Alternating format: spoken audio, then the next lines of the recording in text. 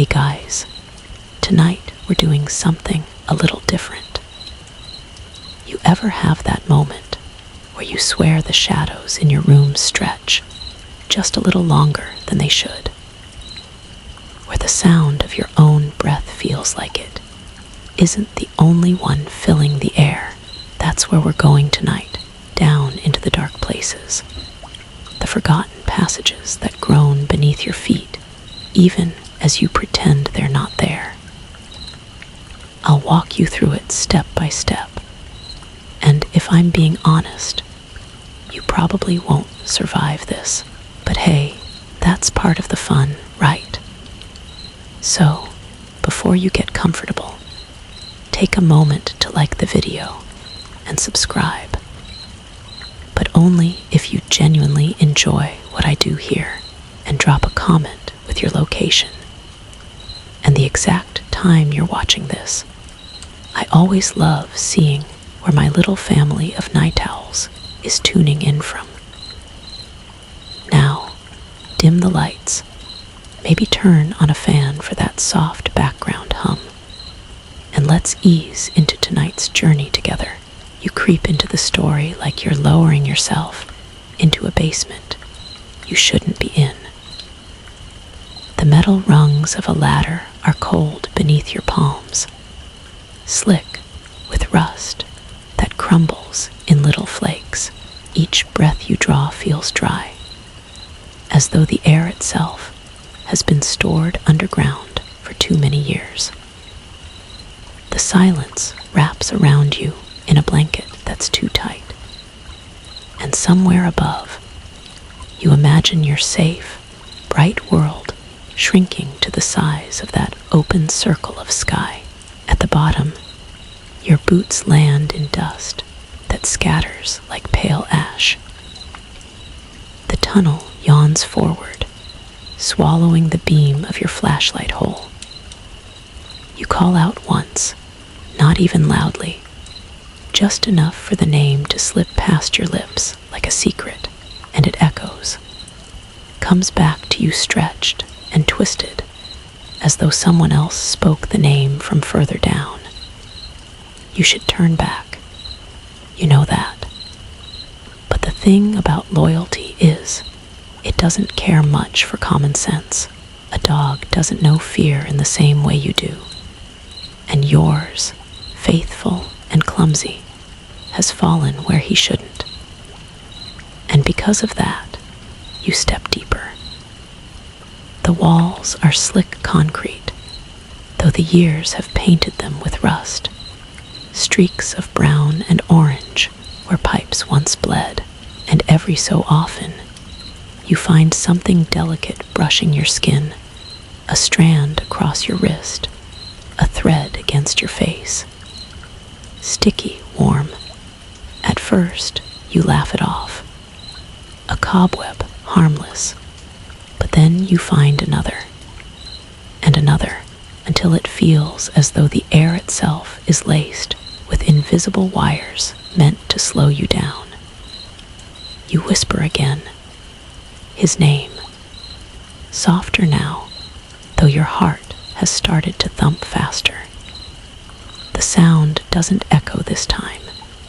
Instead, you hear something else, a drip, slow, hollow, as if water falls not into a puddle but onto metal, ringing faintly. Tap, tap, tap. You lick your lips. Your mouth is dry, and it feels like swallowing sand. The flashlight beam stutters, just for a second. But the panic that rips through your chest makes it feel longer. What if it goes out? You imagine fumbling forward in pitch black, hands stretched in front of you, until they find something soft and bristled, something alive. A shiver crawls up your spine. The webs thicken as you move forward. They're no longer delicate threads you can ignore, but ropes stretched from wall to wall, shimmering faintly in the pale glow. You cut through one with your knife, the blade sticky after, vibration it sends into the dark feels like tapping a drum. Whatever spun these strands, you've just rung its bell. Still, you push forward because somewhere ahead you hear a sound that doesn't belong to dripping pipes or shifting stone. A whine, soft, familiar. The relief hits you so fast it almost hurts. He's here, your dog, your boy. You can picture the way he'll wag his tail when you find him. The way he'll bury his face in your leg like he always does when scared. That small flicker of hope burns brighter than your fear. And so you stumble quicker, ducking strands, stepping over pipes. But the closer you move toward the sound, the stranger the air becomes. It isn't just stale, it's hot, oppressively hot, like breathing through a damp cloth. The kind of air that carries weight, pressing down on your chest. And the drip quickens, tap, tap, tap. It's almost like footsteps now, echoing across the pipes, scurrying above you. You pause, sucking in shallow breaths, listening. The sound doesn't stop when you stop. That's how you know it isn't your imagination. Your grip tightens around the knife. And for the first time, you wonder if you've made a mistake you can't crawl back from. There's a historical fact that creeps into your mind at this point, uninvited. You remember reading about the Great Fire of London in 1666, how it supposedly drove rats and spiders in swarms from the sewers beneath the city. Witnesses wrote about walls appearing to move, alive with things that had never seen the sun. Historians still debate whether those accounts were exaggerated or just an attempt to make sense of panic. But you think about it now, as you stare into shadows that seem to ripple. And then, a stranger thought slips in parts of Eastern Europe. There's folklore about the weaving ones, spirits said to stitch people into shrouds of silk, keeping them alive until they rot inside. Mothers used to warn children not to wander near old wells after dusk, a silly story you told yourself when you first heard it. But silly stories don't make your skin crawl like this. You take another step forward, and something crunches underfoot. Bones. Tiny. Bird maybe, or rat. They scatter with a sound far too loud in this place, and the echo carries like a signal. For a moment, there's silence. A dreadful silence, as though the air is holding its breath. And then the whine again. Desperate this time. Higher pitched. He's close. You whisper, "I'm coming, boy." But your voice cracks. And you feel it just for an instant. A presence behind you. A shadow that bends differently than the rest.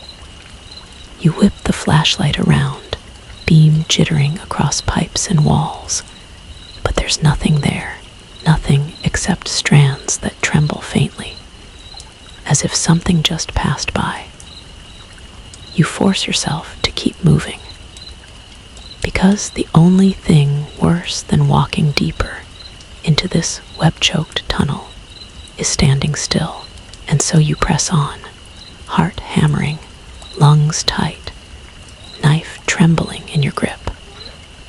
The heat builds, the air thickens, and every step forward feels like stepping into the throat of something enormous, something waiting to close around you.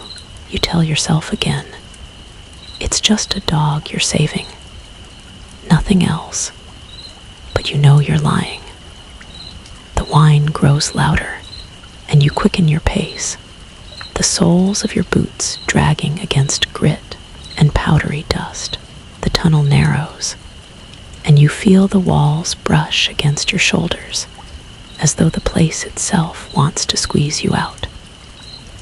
But you keep going, because the sound, that desperate, aching cry, is unmistakable.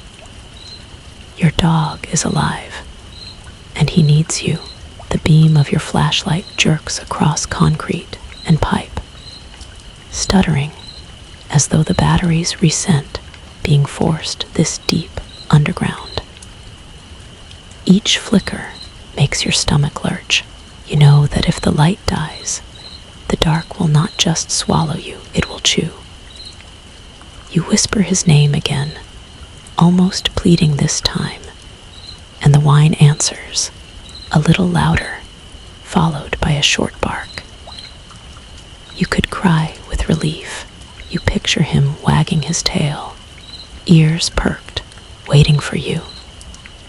That small image is enough to drag your feet faster. But the tunnel doesn't reward your urgency. It forks, left and right, two mouths of shadow yawning like choices you shouldn't have to make. The whine rises from the left, thin and strained, and so you cut through webs that glisten like stretched glass and push into the narrowing dark. The air grows hotter, heavy. You wipe sweat from your forehead with your sleeve, and it smears gritty dust into your skin. Your throat aches, every swallow scraping raw. The drip you heard earlier has changed now, no longer steady, no longer water. It's erratic, too many rhythms layered together, as if 1,000 fingers are tapping on hollow metal all at once. You tell yourself to ignore it. Just focus on your dog. That's all, but you can't help thinking of story soldiers passed around in the barracks. Desert legends about holes in the earth that never stayed filled, about shapes seen moving under the sand at dusk, too large to be snakes, too fast to be men. You laughed when you first heard them, chalking it up to dehydration and nerves. But now, underground, with threads sticking to your clothes and ceiling unseen, laughter feels impossible. You duck beneath a low pipe, knife raised in one hand, flashlight in the other. The beam cuts across something that makes your knees lock. Bones, dozens, tiny and brittle, littered across the floor like discarded toys, not just rats or birds this time, larger ones too. Shapes that could be goat skulls, or maybe something closer to human. You don't linger long enough to decide. Another bark snaps your attention forward. You lunge over the bone-littered floor, heart hammering, and at last you see him. He hangs in the flashlight's glare. Your dog, your loyal, clumsy companion, is suspended against the wall, wrapped in translucent strands that glisten wetly. His legs kick, but the web holds him at an angle, binding tight against fur.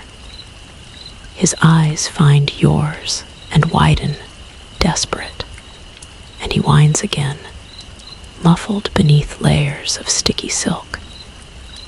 It doesn't make sense. Nothing natural spins a web strong enough to hold a creature that size. Not in this desert. Not anywhere. The thought slices through you with cold clarity. He wasn't caught by accident. He was meant to be kept. You swallow hard, forcing the bile down your throat, and whisper, "I've got you, boy. I've got you."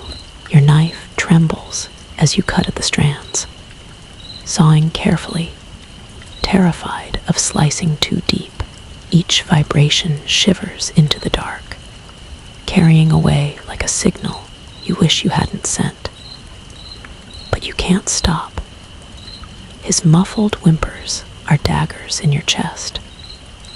At last, the bindings weaken, and with a final push, your dog tumbles free, landing heavy against your legs.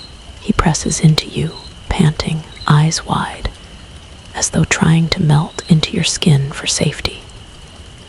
Relief surges through you, but it doesn't last, because the air changes. The dripping, tapping sound around you grows frantic, sharp, like rain on metal. No longer background noise. It's everywhere, above and behind, echoing in maddening rhythms. Your dog stiffens, fur bristling. He growls low, staring into the shadows just beyond your light. And that's when you see it, not the thing itself, but the suggestion of it. A shape shifting just at the edge of vision. A figure that doesn't quite belong. Human, maybe, but wrong. You swing your flashlight toward it, and for a heartbeat, you think it's another soldier, someone lost like you. Combat gear, dusty, unmoving. But then the head lolls, too loose. The body hangs not on its own legs, but from strands stretched into the ceiling. You freeze, bile clawing its way up your throat. Your dog barks, sharp and desperate, as though trying to warn you. And then the figure twitches. Once, twice. Its arm jerks, the movement unnatural. With a tearing sound, the limb detaches. Flesh pulls apart like rotten fabric, dropping to the floor with a wet thud that echoes in the silence. Something stirs in the cavity where the arm once connected. Long, black legs unfurl, glistening, reaching. 2, 4, more. The uniformed body sways, turning slowly on its silken tether. And at last you see the face, or rather, the lack of one. Hollowed out, empty, as though something else has been living inside. Your dog snarls, teeth bared. Your grip tightens on the knife, but your hand shakes. Because deep down, you know, this isn't just one thing. It's part of something larger, a hive, a nest, and you've just trespassed into its heart. It's here that a chilling historical fact scratches at the back of your mind. In Pompeii, when the city was buried under ash, archaeologists found a series of underground chambers filled with skeletons, entangled in hardened strands. Some swore they were webbing, though scholars dismissed it as hardened mineral deposits. Historians still debate whether the accounts were misread descriptions or glimpses of something far stranger, hidden in volcanic shadows. And then a strange tidbit. Sailors in the 1800s wrote about spider rain in the South Pacific, silken threads falling from clear skies, clinging to sails for miles, as though entire colonies drifted on the wind. Folklore said they weren't spiders at all, but scouts from the underworld marking territory where the earth might one day split open. The memory is enough to make you swallow hard, chest heaving, as you force your flashlight away from the twitching, hollowed soldier. You tell yourself you imagined it, that stress and exhaustion are playing tricks.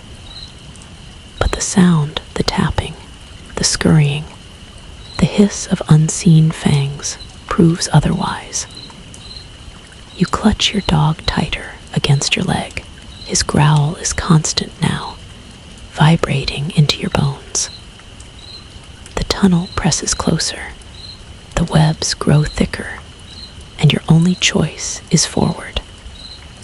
Because if you turn back now, you know you won't make it out alive.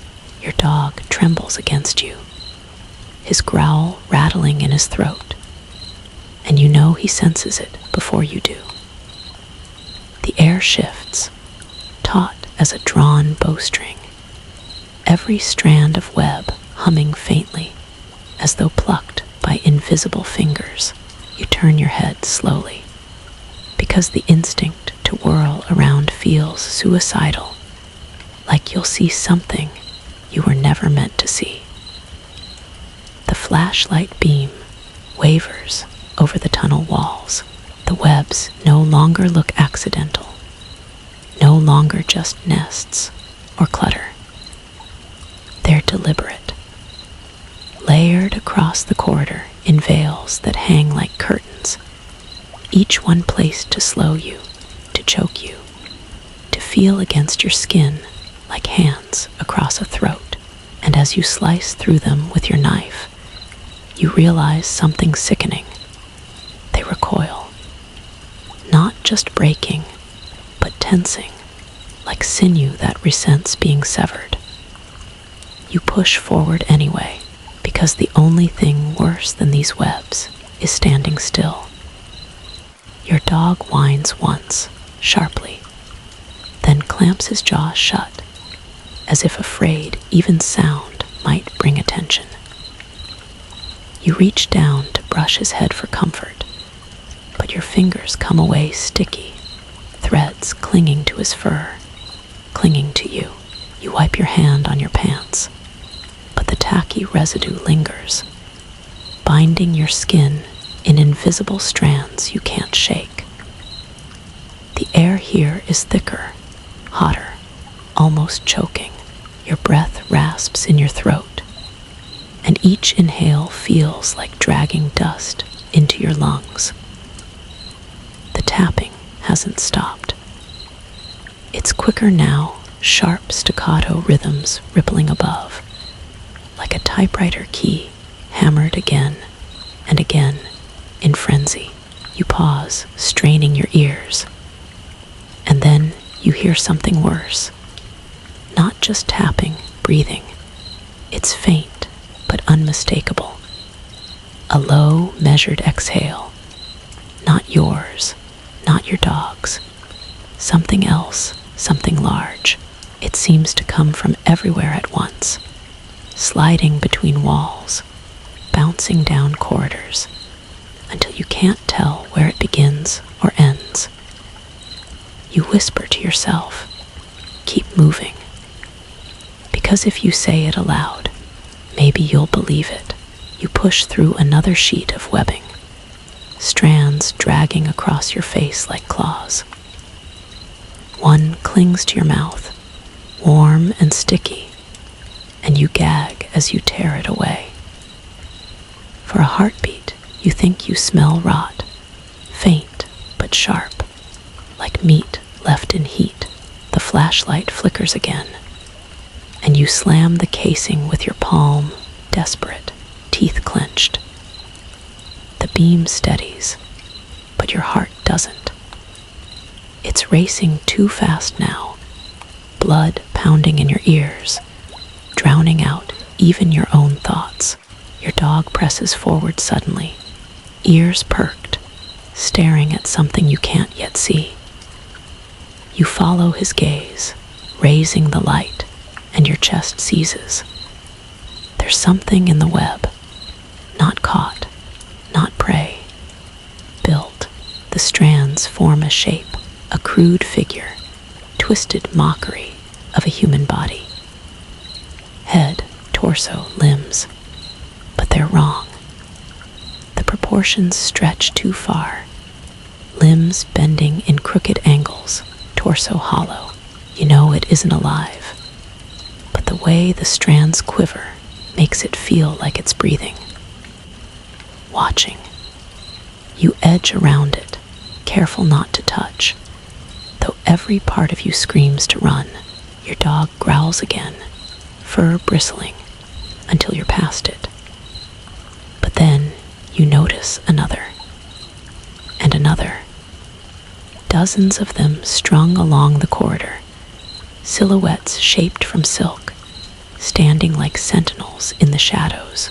Their heads tilt as you move past. Or maybe that's only your imagination. You tell yourself it's imagination, but your gut says otherwise. A memory surfaces, something you once read about ancient Egypt in the Valley of the Kings. Explorers found tomb walls lined with painted figures, eyes angled so that no matter where you stood, they appeared to watch you. Some believed it was a spiritual trap, designed so souls of the living would feel their life force siphoned by the gaze of the dead. Historians still debate whether that was superstition or something rooted in ritual power. And here, underground, surrounded by silk statues that seem to turn toward your light, the thought doesn't feel academic. It feels personal. You push faster, ignoring how the webs stick to your skin, how they cling across your throat like fingers. Your breathing quickens. Each exhale fogs the air before you, but you don't dare stop. Your dog yelps suddenly and jerks against you, paw caught in a strand stretched tight across the ground. You crouch fast, slicing it free with the knife, and the vibration shivers into the dark like a shout. The tapping above explodes. Hundreds know, thousands of legs racing in reply. You clamp a hand over your dog's muzzle, whispering frantically, "Quiet, quiet," even though you know it's useless. Because the noise isn't just above. It's behind you now, too. Ahead, all around. Something brushes the back of your neck, faint as breath. You whip around, beam darting across walls, but there's nothing there. Only trembling webs and the hollow silk figures swaying in rhythm with your pulse. You stumble forward, tripping over pipes, lungs searing. The flashlight beam jerks wildly, slicing glimpses of strands that stretch tighter the deeper you go. Like you're not breaking through obstacles, but moving into a throat that wants you swallowed, and then you see it. A line of fresh web stretched across the tunnel, thicker than the others, almost rope. It's placed at throat height, glistening in your light. One more careless step, and it would have wrapped you like a noose. You stop dead. The air feels colder suddenly, though sweat drips down your back. Your dog whimpers, pressing against your leg, and you understand without words. This isn't a trap left behind. It was spun for you. You slice the strand. Carefully, the tension snaps, and the vibration hums into the dark like a scream. The tapping halts, all of it. The silence that follows is worse than the noise, pressing against your skull, suffocating. Then comes the hiss, low, long, from deep within the walls, or maybe above, or maybe inside your head. It vibrates through bone and air alike. Your dog whines, tail tucked, and you feel your own throat tighten, as though the sound coils around it. You whisper again, but not to your dog this time, not even to yourself, to whatever waits in the shadows. Please, the hiss stops, but the silence feels like it's listening. A peculiar peculiar tidbit surfaces, unwelcome but sharp. In Japanese folklore, there's a yokai called the Joragumo, a spider that transforms into a woman to lure men into her web. Some say she hums softly before she feeds, her voice so low it wraps around the victim's throat, tightening until they cannot scream. You've never believed in myths before. But as you stand frozen in this tunnel, knife trembling in your hand, your dog shaking at your side, you can't shake the certainty. Something here hums with the same patience, the same hunger. The flashlight flickers again. You slam it, harder this time. It steadies, but in that blink of darkness, you swear you saw movement. Not above, not ahead, right in front of you.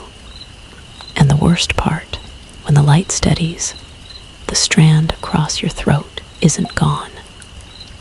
It's closer. You stagger backward, breath caught, the knife twitching in your hand. The strand of web is closer, shimmering right before your face, though you swear you hadn't moved. It gleams wet, and for a heartbeat, you think it's glistening from your own sweat. But then, a drop slips down its length and dangles, trembling, before pattering against the ground. You freeze, because that drop doesn't sound like water. It lands too heavy, too thick. You kneel slowly, flashlight angled, and see it spread dark and viscous against the dust. Not clear, not clean.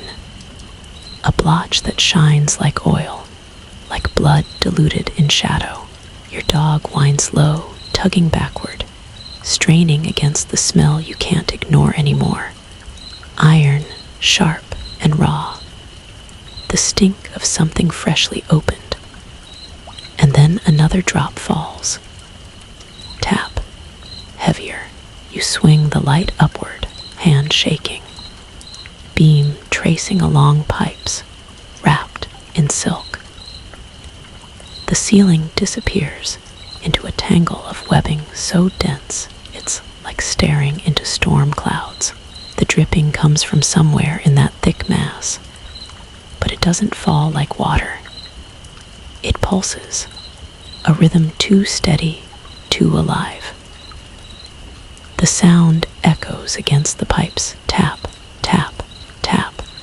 But the closer you listen, the less it feels like dripping, more like chewing.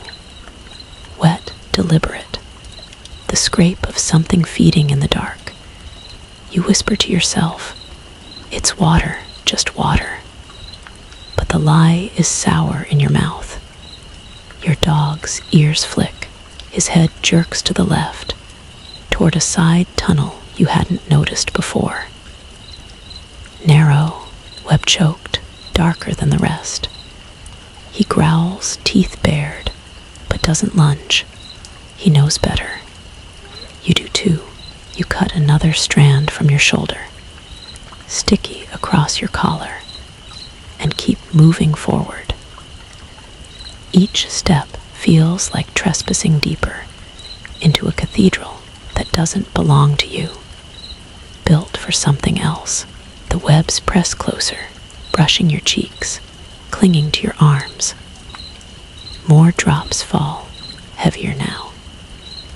The ground speckles with dark spots like rainfall, though no water ever glistens so thick.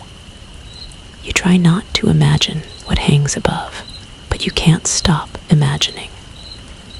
A memory surfaces, something you wish it hadn't. In 1829, workers repairing the Paris catacombs reported walls that dripped not with water, but with something tar-like. They said it smelled of rot and iron. Some even claimed to hear chewing in the darkness. Historians still debate whether those accounts were exaggerations of damp limestone, or if something unnatural was hidden in those endless tunnels and your own tunnel here. It feels like the same story repeating. The drip grows faster, not random anymore, rhythmic, deliberate, each impact spaced like a drumbeat. And when you stop walking, when you stand perfectly still, it stops too. The silence presses harder than the heat, a weight against your chest. Your dog leans into your leg, whining softly, eyes darting upward.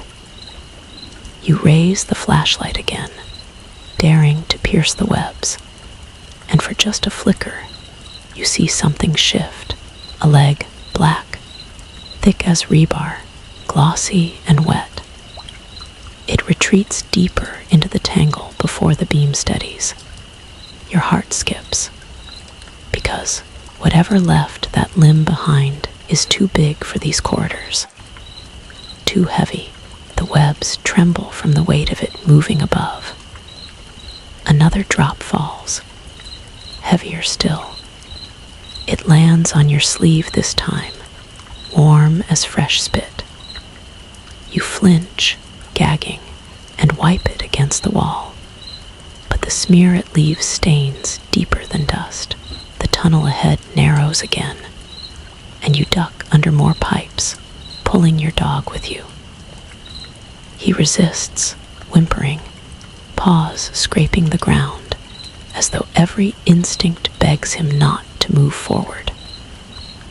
And for a second, you consider listening to him, turning back, pretending none of this is real. But then you hear it.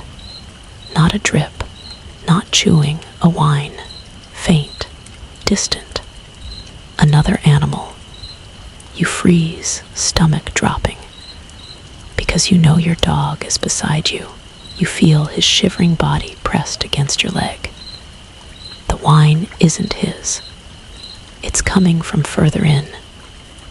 You whisper, "No, no, that's not real," but your voice cracks. The sound comes again, clearer now. A mimic, pitch perfect, the same kind of whine that pulled you deeper before. Your dog snarls, snapping at the air, and the mimic falls silent. The tapping resumes above, frantic again, skittering along the pipes, circling you. You realize then, with ice dripping through your veins, that the sound isn't random. It's a lure. A peculiar tidbit flashes in your memory. In the early 1900s, shepherds in the Pyrenees spoke of creatures that imitated lost lambs to lure flocks away. They called them night weavers, and swore you could hear them bleat from caves just before dusk. Some folklorists dismissed it as wolves echoing across valleys, but others insisted the voices were too perfect.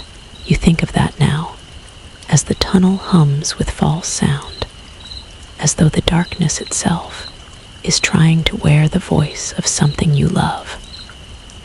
The drip continues, faster now, louder. Each drop feels closer to your skin. You whip the flashlight back upward, jaw clenched, and this time you see them clearly. Sacks, dozens of them clinging to the web-wrapped ceiling. Some small as fists, others swollen, grotesque, larger than your own head. They pulse faintly, as though something inside shifts. And from their tips, fluid leaks, dripping down, raining softly across the tunnel. You gag, clutching your stomach. Your dog whines, tucking his head under your hand. You want to turn away, but you can't. Because some of those sacks move more violently, rocking, splitting. You hear faint scratching inside, like nails against glass. One tears open, a thread of fluid spilling across the web. Something black and wet slips free, twitching legs splayed in all directions. Too many legs. They scramble along the ceiling, vanishing into the tangle before your flashlight steadies. You choke on your breath, stumbling backward. More sacks tremble, more tapping scatters overhead. The whole ceiling feels alive, swarming, restless. And then silence. Everything stills. You freeze in place, knife raised, flashlight beam trembling across slick strands. Your dog presses into you so hard you nearly topple. For a moment, you dare to hope it's over, that the things have settled, gone deeper, forgotten you. But the silence doesn't feel empty. It feels patient, waiting. You lick your lips, whispering again, just water, just water. But even your dog doesn't believe you, because another drop falls directly onto your cheek. It burns cold, and in the reflection of your trembling light, you see what it really is. Not water, not blood. You swipe at your cheek in a panic, but the drop has already soaked into your skin. It tingles first, then burns, like icy fire threading down to your jaw. You curse under your breath, wiping furiously against your sleeve, but the sting lingers, subtle yet insistent, as though something invisible crawls beneath your flesh. Your dog whines louder now, tugging backward. He wants to leave. Every fiber of his being tells him to flee. And maybe he's right. Maybe you should. But then you see it. The tunnel opens wider. A pocket of space where the web's thin, where the air feels less suffocating, at least at first glance. You stumble inside, lungs rasping, flashlight beam sweeping across walls that loom in silence. For a heartbeat, you almost relax, thinking you found a reprieve, until the beam catches on something in the corner. A figure. You stop cold, your heart stalling. At first, relief floods you. It's another soldier, someone who came down here, maybe got lost like you. He leans against a cluster of vertical pipes, head bowed, uniform dusty, but recognizable, American gear like yours. You whisper, hoarse, "Hey, buddy, thank God," but he doesn't move. Not really. Just a twitch of the wrist. Subtle. You take a cautious step closer, dragging your dog with you, who growls low and sharp. "Hey, man," you try again, louder this time, though your throat feels sandpaper raw.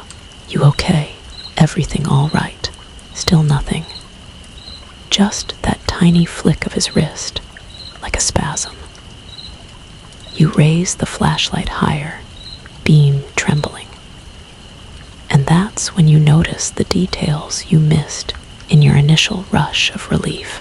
His posture isn't relaxed, it's suspended.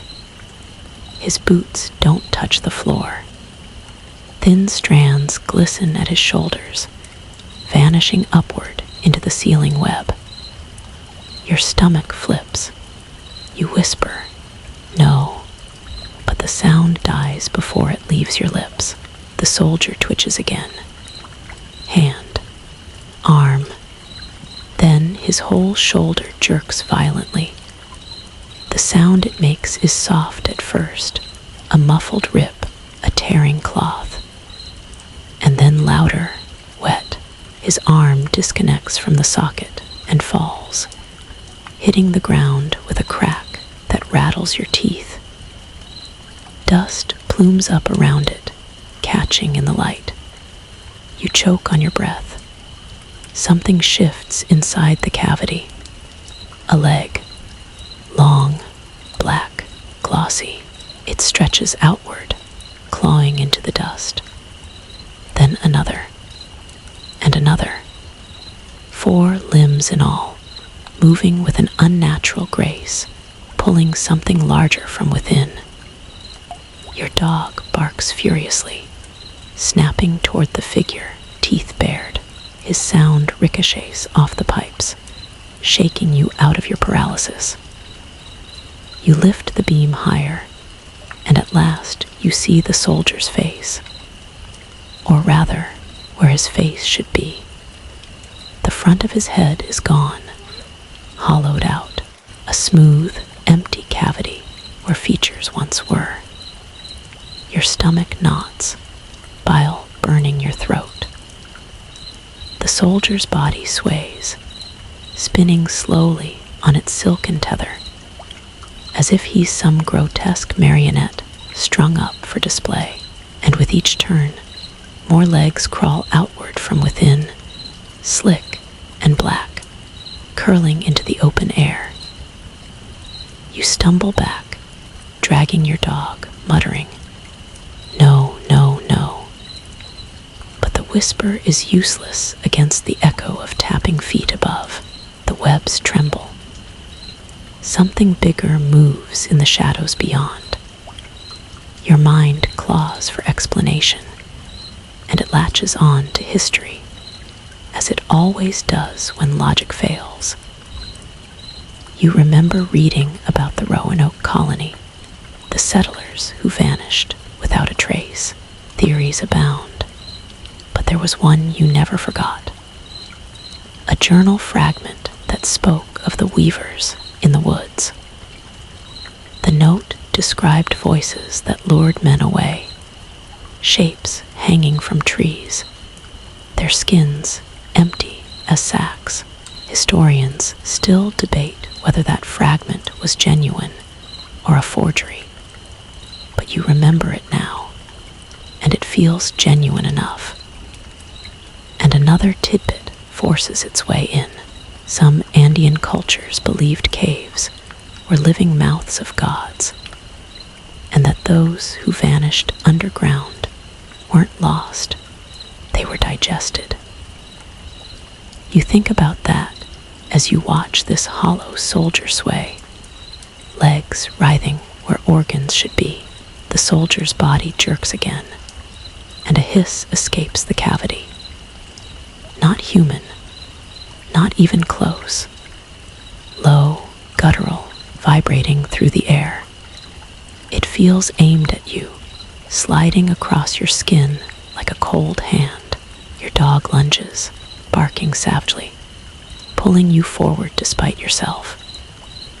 You yank him back, stumbling, flashlight beam jittering across the hollow face. For a split second, you see eyes, dozens of them, glittering deep inside the cavity, reflecting your own beam like tiny mirrors, watching. You bite back a scream, throat locked. The soldier's body tilts as if bowing toward you, the strands above tightening, lifting him higher. The sound of tearing flesh and snapping web echoes as he rises, and then, impossibly, he speaks. Not with a voice, but with a sound, a mimicry, your dog's whine. Perfect, exact. Your chest collapses in on itself, because you know that sound. You followed it. It led you here.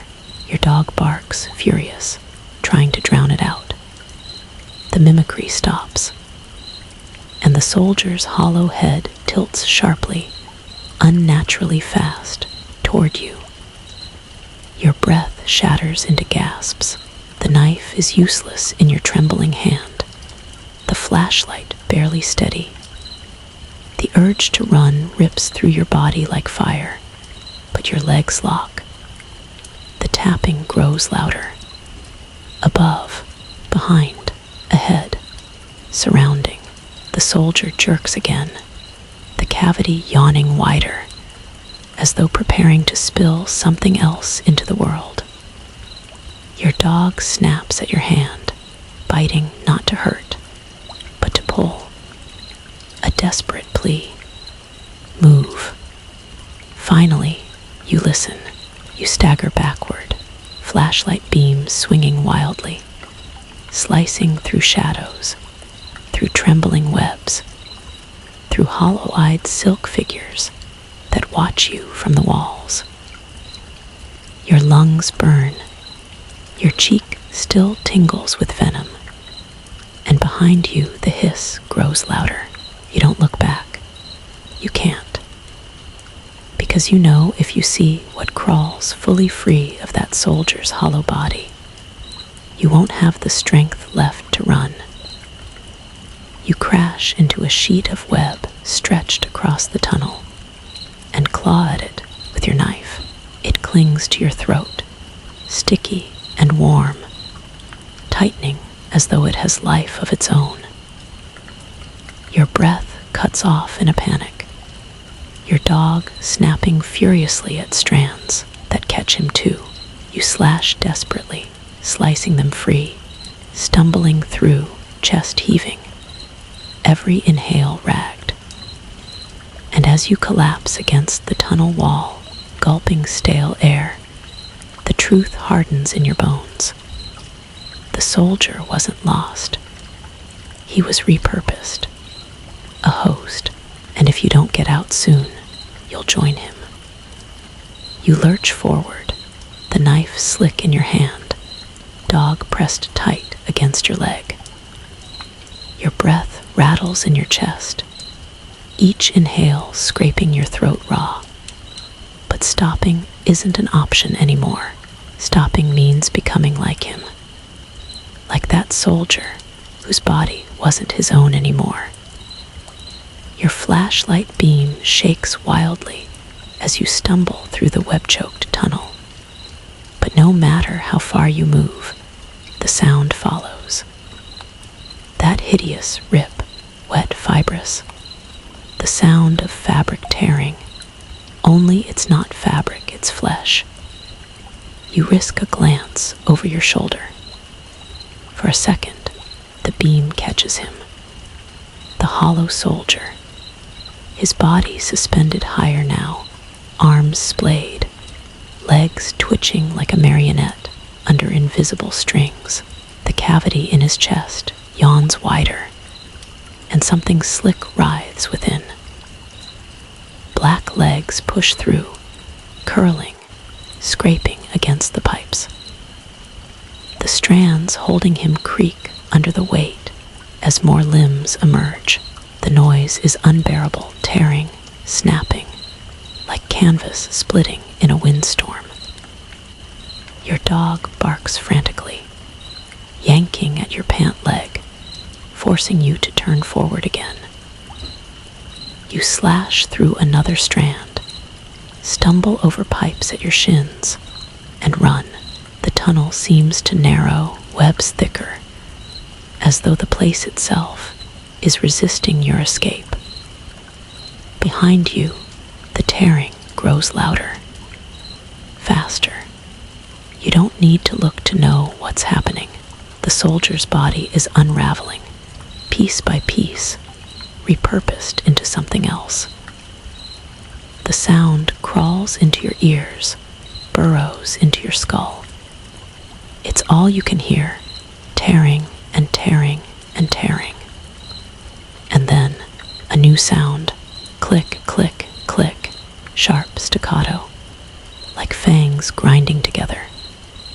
Your stomach knots, bile rising. You've heard that before during training.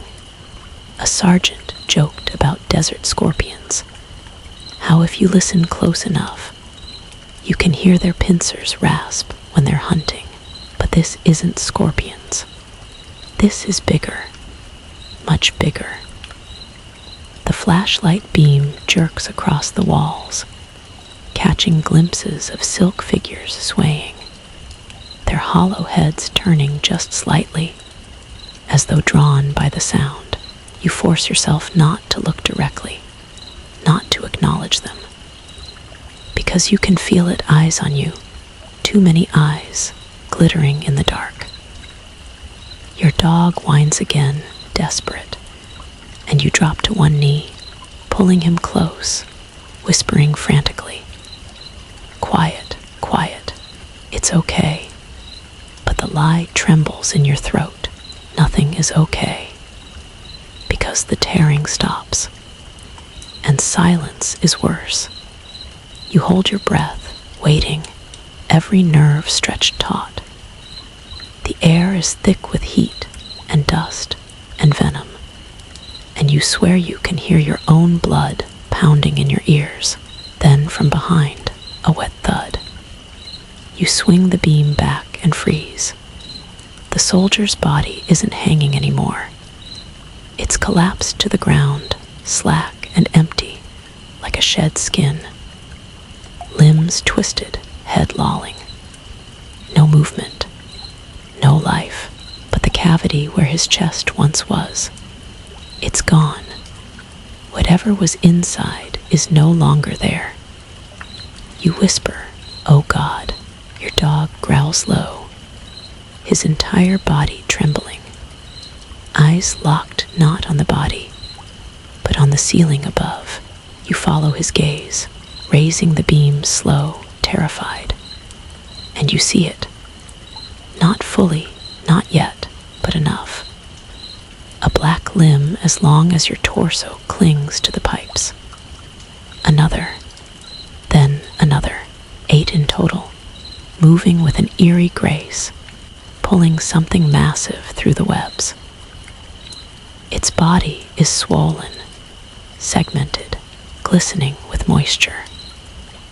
Eyes glitter in clusters, reflecting the light like beads of obsidian, and fangs, 2 enormous, curving fangs, grind together with a metallic scrape that makes your teeth ache.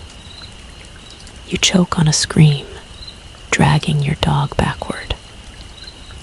The flashlight beam trembles across its body, but you can't see all of it at once. It's too big. The tunnel can't contain it, and yet it's here, pressing against the walls, filling the space like a nightmare given form. The webs tremble with its weight. Dust rains down from the pipes, and then it moves. Fast, too fast. The sound of tearing web fills the tunnel again, strands snapping like whips. You run, boots slamming against stone, lungs screaming for air. Your dog keeps pace, barking wildly, his voice bouncing off the walls. You don't look back. You can't, because the moment you do, you'll see it fully. And you know you won't survive that sight. A fact claws its way into your thoughts, unbidden, like your brain trying to anchor itself in history. In 1875, Kansas farmers reported a plague of grasshoppers, so vast it blackened the sky. Witnesses swore the insects stripped fields to dust, devouring crops, clothing, even the wool off sheep. Some journals mentioned hearing a sound beneath the swarm, a low clicking, like fangs grinding in unison. Historians still debate whether that was hysteria, an auditory illusion from the noise of wings. But right now, you don't doubt it. You've heard that sound, and it doesn't belong to illusion. Another tidbit surfaces too, bizarre and useless. In Romanian folklore, there's a creature called the Valvapagere, a guardian spirit of the forest. They said she could summon swarms of spiders to weave barriers across paths, trapping travelers until they starved. Most people laugh it off as a fairy tale meant to keep children close to home. But standing here, wrapped in endless strands, you're not laughing. The tunnel ahead splits again, left or right, both shrouded in webs, both darker than death. You hesitate, heart hammering, ears straining for any clue. Then you hear it, not the hiss, not the clicking. A bark, your dog's bark, from the left. You freeze, blood icing in your veins, because your dog is right here, pressed against your leg, trembling, growling. And yet that bark echoes again, from the left corridor, a perfect imitation. Your flashlight trembles, beam darting between the two paths. The mimic barks again, sharper this time, urgent. Your own dog snarls in response, teeth bared, snapping at the air. The creature is playing with you, hurting you. You grip the knife tighter, forcing air into your lungs, whispering to yourself, "Don't listen, don't follow, don't." And still, your legs twitch toward the sound. Another bark, perfect. The mimic knows exactly how to pull you. You grit your teeth, dragging your body to the right instead, into the deeper dark, forcing yourself away from the voice. Your dog presses close, relieved, though his whimpers betray his fear. Behind you, from the left tunnel, the bark twists, becomes a howl. Low, inhuman, mocking. The pipes rattle, the webs tremble, and something enormous laughs in the hiss of its breath.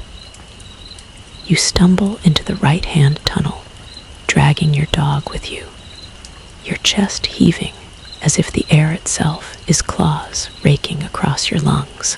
The sound behind you fades for just a moment, replaced by silence, so thick it feels like a cloth pressed over your mouth.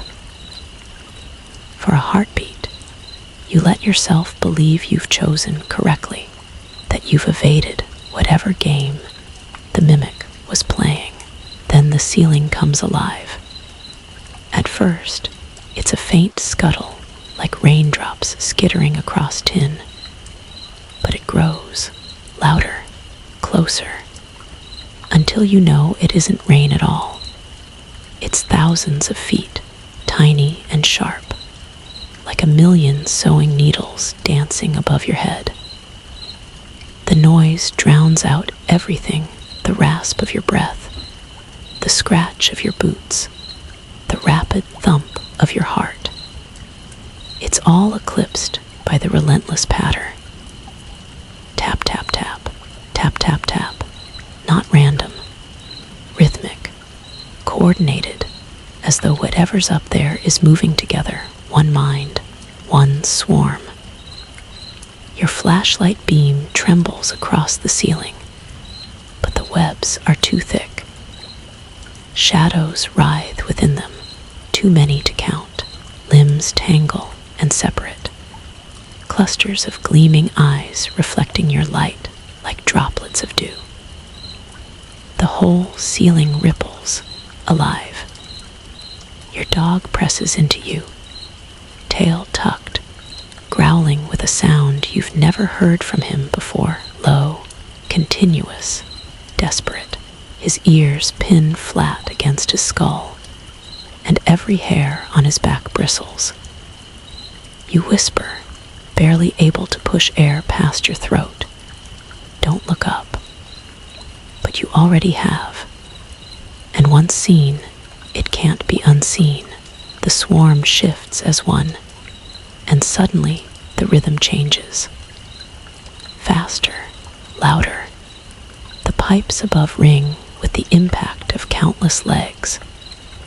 The sound is like hailstones battering a roof, only wetter, heavier.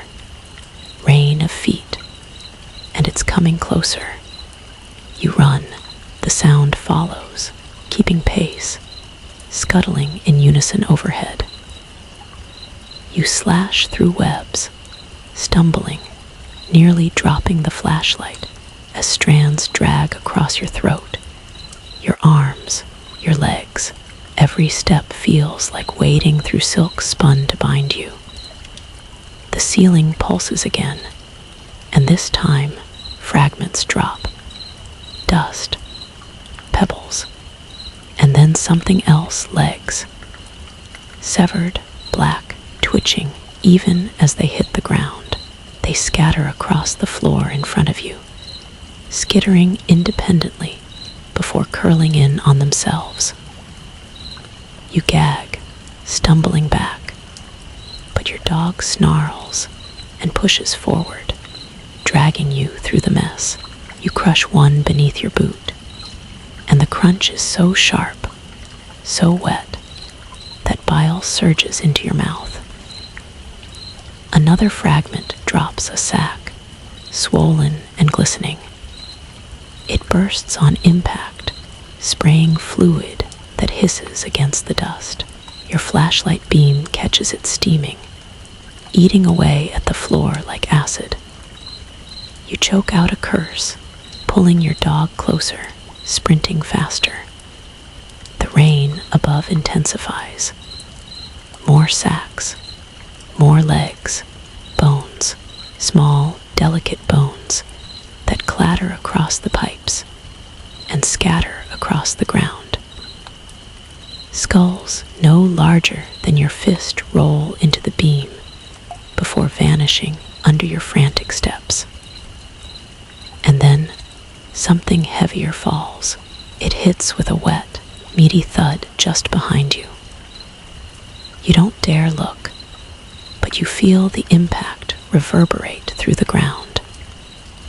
Your dog yelps, pulling harder, urging you forward, and you listen, because looking would mean seeing what hunts you now. The corridor narrows again, choking with webs, and you slash desperately with the knife. Each cut vibrates outward like a bell toll, announcing your presence louder than your breath ever could, and the swarm responds, shifting, accelerating, until the sound above is deafening. Rain of feet, endless, inescapable. Your mind clings to history again, because facts feel safer than the nightmare around you. You recall reading about the Black Plague, how in the 14th century chroniclers claimed to hear the footsteps of death echoing through villages at night. Some swore the sound wasn't metaphorical, but literal, scratching, clicking, skittering in walls and ceilings as bodies piled higher. Historians still debate whether it was rats or hallucinations bred from terror. But now, listening to this living storm above, you believe every word. And a peculiar tidbit slips in, unwanted, in Australian folklore. There's the tale of the drop spiders, creatures said to fall from trees in coordinated swarms, snaring animals too large to catch alone. Farmers laughed about it until livestock turned up drained and wrapped, husks left behind in paddocks. You never laughed at that story, but you never believed it either. Not until now. Something shifts ahead. The tunnel opens into a wider chamber, and you stumble inside, gasping, dragging your dog with you. For a heartbeat, the sound muffles, as though the swarm hesitates above the entrance. The chamber is vast, ceiling lost in darkness. The walls shimmer with silk, layered thick, draped like curtains. And in the middle of the room, bones. Piles of them. Human, animal, all mixed together in a grotesque heap. Some still wear scraps of clothing, insignia, metal tags that glint faintly in your beam. You stagger closer despite yourself. One of the tags catches your eye. It's American, a soldier's. Your dog growls sharply, jerking you back, and you realize the pile isn't still. The bones shift, slowly, as if something moves beneath them. You raise the flashlight higher, beam shaking, and your breath catches. The pile isn't just bones, it's a nest. The bones themselves are woven with webbing, twisted together, forming a structure. And inside, deep in the gaps, you see movement. Eyes, glittering, watching. The sound above resumes. The rain of feet crashes into the chamber, louder than ever. Shapes begin to descend, silhouettes dropping from the ceiling, sliding down thick ropes of silk. Dozens, hundreds. You backpedal fast, dragging your dog, heart slamming so hard you can barely breathe. The swarm pours downward, surrounding the chamber walls, filling every gap, every corner. The ceiling ripples again, and something larger shifts above, so massive it makes the pipes groan. And then silence. The swarm halts, mid-descent. Dozens of them freeze on their ropes, suspended like pendulums. The chamber holds its breath. You whisper, "Why did they stop?" though no one can answer. Your dog whines, pressing against your leg. His eyes are locked on the ceiling, ears flat, tail tucked. You force yourself to look. At first, all you see is darkness. Webs, shifting shadows, then two eyes open. Not small, not clustered, huge, pale, glowing faintly, fixed directly on you. Your stomach drops. The swarm shifts in response, ropes swaying, legs twitching. And then the eyes blink, slow, deliberate. A sound follows, not tapping, not hissing. A drip, one drop, then another. Heavier now, splattering against bone, sizzling faintly. You raise the flashlight and see it. Not venom this time, not blood, saliva pooling on the ceiling above you, dripping from fangs the size of knives. And it's hungry. The drip splatters close enough to your boot that the acid sting curls smoke from the dust. You jerk backward, nearly dropping the flashlight, your dog yelping as he scrambles with you. The sound of saliva dripping from above comes faster now, pattering against bone piles, sizzling through fabric remnants, hissing where it lands. You can't stay here. Your body knows it before your mind catches up. Legs moving on instinct, knife clenched tight, flashlight beam slicing wildly through the silk-hung chamber. The swarm sways on their ropes like pendulums in a storm. Dozens of glossy black eyes catching the beam and flashing like broken mirrors. Your dog barks sharp and frantic, lunging toward the far wall. You follow without thinking, without questioning, because in this place, trusting him feels safer than trusting yourself. The wall looms before you, stone cracked, thick with layered webs. You slash and slash, each cut vibrating outward like signals, each vibration answered by an answering hiss from the ceiling. The swarm above trembles, restless, but you push through, panting, sweat stinging your eyes. The chamber narrows again into a tunnel, lower, tighter, webs clinging across your chest, your throat, like grasping hands. You tear free, stumbling forward, dog at your heels. And then you see it. A glow, faint at first, just a shimmer at the end of the corridor. You stumble toward it, desperate for anything resembling light. The tunnel bends, and the glow grows stronger, orange and wavering. For a second, hope floods you. It looks like fire, man-made, human. You burst through the last curtain of webs and nearly collapse into the open space beyond. It's another chamber, smaller than the last. But here, firelight flickers. A barrel, rusted and dented, burns in the center, fed by scraps of wood, cloth, and bone. The flames dance orange against the webs, casting shifting shadows across the walls. And beside it, cans of fuel. Old, battered, but still sealed. Relief nearly makes your knees buckle. Fuel means fire. Fire means a weapon against the swarm. You stumble toward the cans, prying one open with trembling fingers. The smell of gasoline hits sharp and bitter.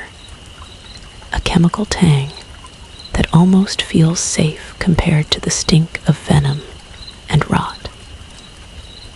You splash it across the floor, across the webs, coating everything in its flammable sheen. Your dog whines, tugging at your sleeve as though urging you to hurry. And then the sound comes again. Tap, tap, tap. The swarm has followed. You lift the flashlight toward the tunnel mouth and see them crawling in, legs scraping against the walls, eyes glinting in the firelight, dozens, hundreds. The ceiling shifts above you, dust raining down, and you know the larger thing, the colossal one, lurks just out of sight, waiting for its brood to corner you first. You yank your lighter from your pocket, thumb trembling on the wheel. The gasoline fumes thicken, sharp enough to sting your eyes, catch in your throat. You flick once, twice. The lighter flares to life. Come on, you whisper, voice shaking but edged with defiance. Come and get me. The swarm hisses in unison, a sound that vibrates through your bones. They surge forward, legs clattering, bodies swarming the walls, the floor, the ceiling. You toss the flame. The gasoline ignites instantly. Fire roars outward, a wave of heat and light that devours the webs, the walls, the skittering bodies. The swarm shrieks, high and piercing, a sound that rattles the chamber.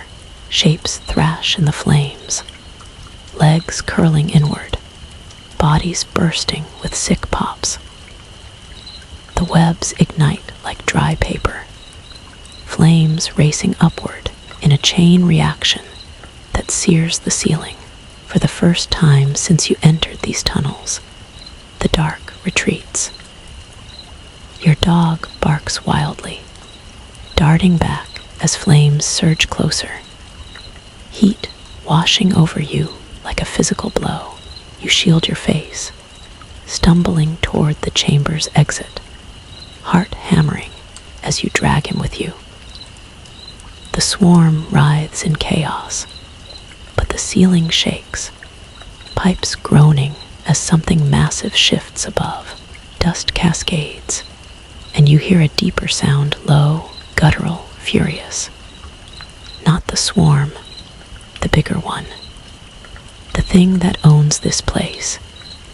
You glance back just once, long enough to see its silhouette through the fire. colossal, legs thicker than tree trunks, curling out of the dark, the bulk of its body hidden in flame and shadow. Eyes the size of lanterns blink in unison, glowing faintly even through the smoke. Its hiss rattles the chamber, so deep you feel it in your teeth. You run. Flames chase you down the tunnel, smoke rolling thick, choking. The heat licks your back, sweat pouring down your skin. Your dog stays at your side, ears pinned, whimpering but unyielding. You burst into another corridor, stumble against a wall, gasping, coughing against the smoke clawing at your throat. Your flashlight flickers, beam jittering, but you keep running, weaving through webs that shrivel and fall as fire eats through them behind you. The swarm's screams echo, a chorus of death cries, but they don't all die. You know they don't. Some skitter free, shadows darting at the edge of your light. And the colossal one, you don't hear its death cry. You hear it move. The pipes groan again. Dust rains in heavier clouds. Something titanic crawls above, slower than the swarm, but deliberate. Patient. You know the fire didn't kill it. It only angered it. A fact grips your mind again, how fire was once the ultimate weapon against plague. In 1665, when the Great Plague struck London, officials ordered entire houses burned, believing flames purified what medicine could not. But historians still debate whether those fires destroyed the disease or only spread it, driving the rats and fleas into the streets. You think of that now, as the swarm scatters, smoke driving them deeper into the tunnels, rather than destroying them. And another strange tidbit clings, darker. In Norse myth, there's a story of Nithurgur, the corpse eater, a dragon that gnawed at the roots of Yggdrasil. Some scholars argue Nithurgur wasn't a dragon at all, but a spider, a weaver gnawing at the world's foundation. You choke on smoke, clutching your dog, and think maybe those old scholars weren't wrong.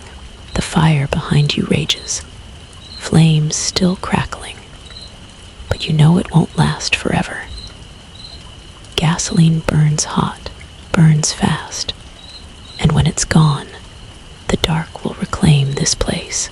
You stagger forward, every muscle trembling, eyes burning, lungs raw. Your dog whines, licking your hand as if to remind you you're still alive. For now. But you know this isn't over. Not even close, because as the firelight fades, replaced by your flashlight's pale beam, you hear it again. Not dripping, not tearing, tapping, but not overhead this time. From below, as though the ground itself is hollow, as though something even larger crawls beneath your feet. The tapping below your boots grows steadier, a low percussion you can feel in your bones.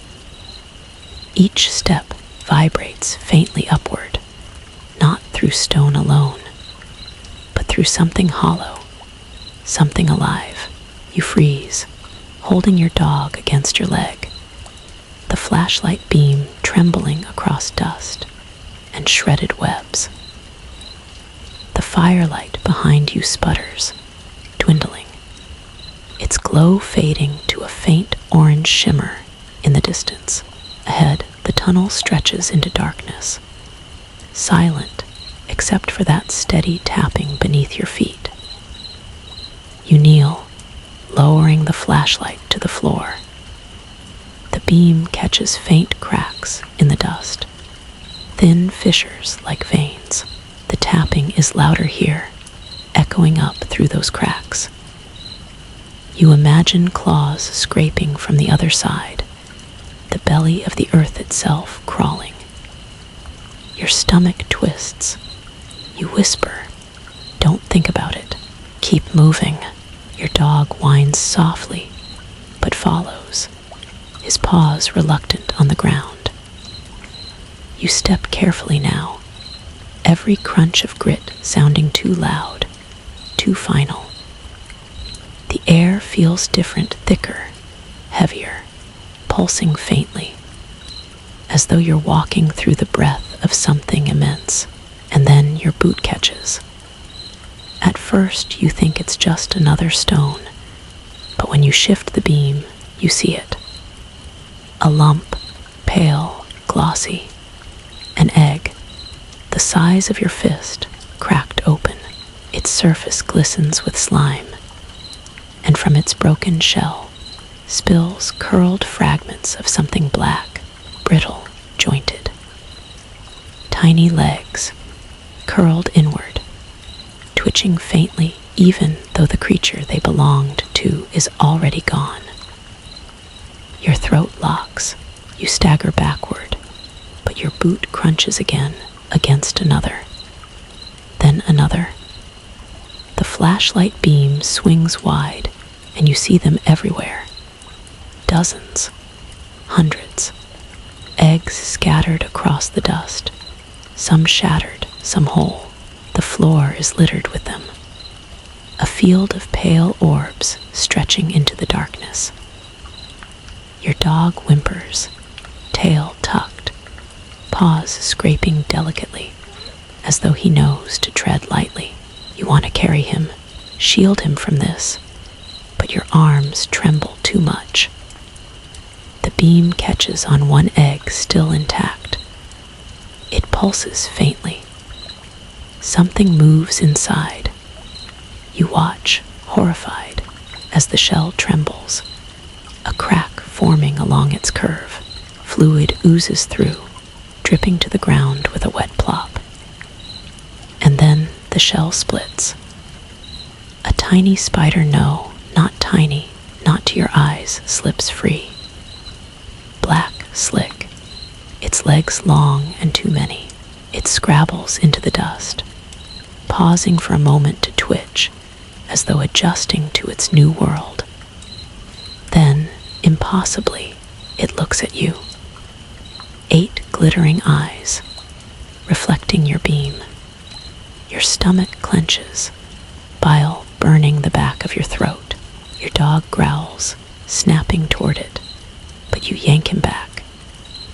Because behind that newborn, more eggs pulse, more shells tremble. The hatching has begun. You whisper, frantic, "No, no, not now."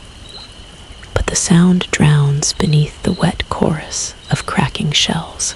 One by one, the eggs split open, spilling slick bodies into the dust.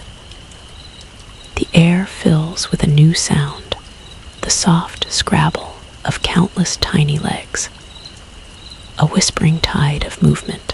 You backpedal fast, boots crunching through fragments, but it's impossible not to step on them. The shells burst underfoot, spraying fluid, staining the dust with dark streaks. The newborns swarm, drawn to the vibrations, scuttling faster, faster.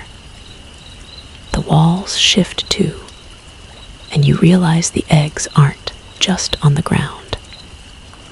They're embedded into the webbing along the tunnel sides, packed tight into the silk. Rows of pale orbs, pulsing faintly, stretching upward into the dark. It's not just a hatchery. It's an army. A fact worms its way into your head. How in World War I, soldiers in the trenches reported swarms of beetles and lice that bred in the filth, hatching so fast that bodies left overnight would be crawling with them by dawn. Historians still debate whether some reports, where men swore they saw the ground itself writhe, were exaggerations of trauma, or something stranger born of the rot. You think of that now, as the ground beneath you quivers with new life, and then an odd, unsettling tidbit. In Greek myth, Arachne wasn't merely punished for pride. Some fringe scholars argue the story hides an older truth, that weaving wasn't her curse, but her weapon, and that she birthed brood after brood, each thread in her loom spun from eggshell silk, a goddess of infestation, not art. You never believed it before, but you believe it now. You slash at the webs, clearing a path through the tunnel, but the newborns swarm too fast. They scuttle over your boots, tiny legs pricking against your skin through the fabric.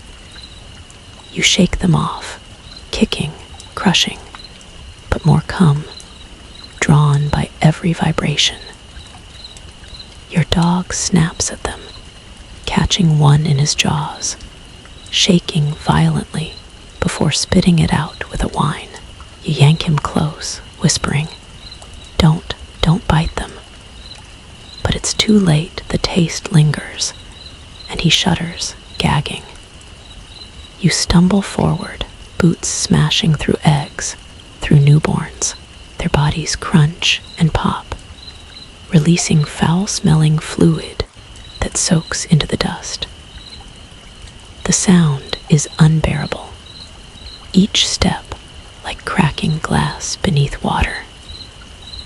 The swarm grows louder, their tiny clicks blending into a chorus that echoes off the walls. Above, the webs tremble as if answering the hatchlings, as though larger bodies stir in response.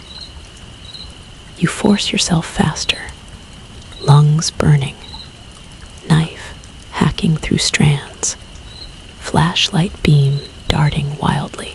Your dog whines, pressed tight against you, paws slipping on the wet ground.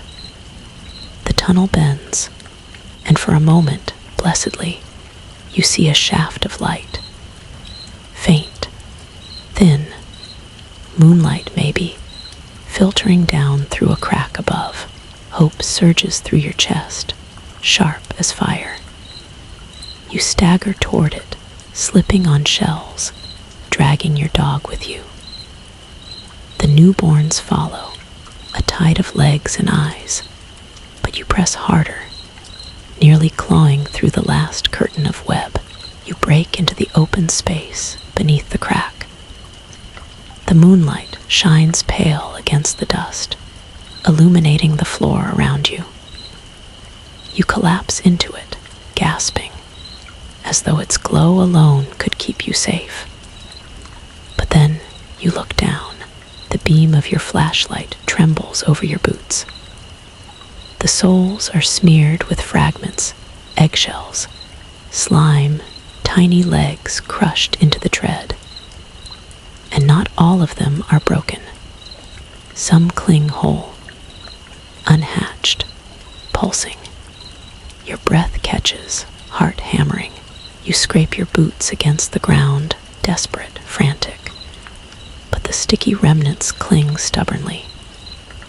Your dog whines, pawing at your leg, eyes wide. You whisper, "Oh God," because you know what it means. You've carried them with you, into the light, into the world above. You scrape your boots against the stone until your ankles ache, until your palms bleed from clutching the knife and flashlight. But no matter how hard you drag, fragments cling, pale ovals, sticky with fluid, pulsing faintly as if mocking you.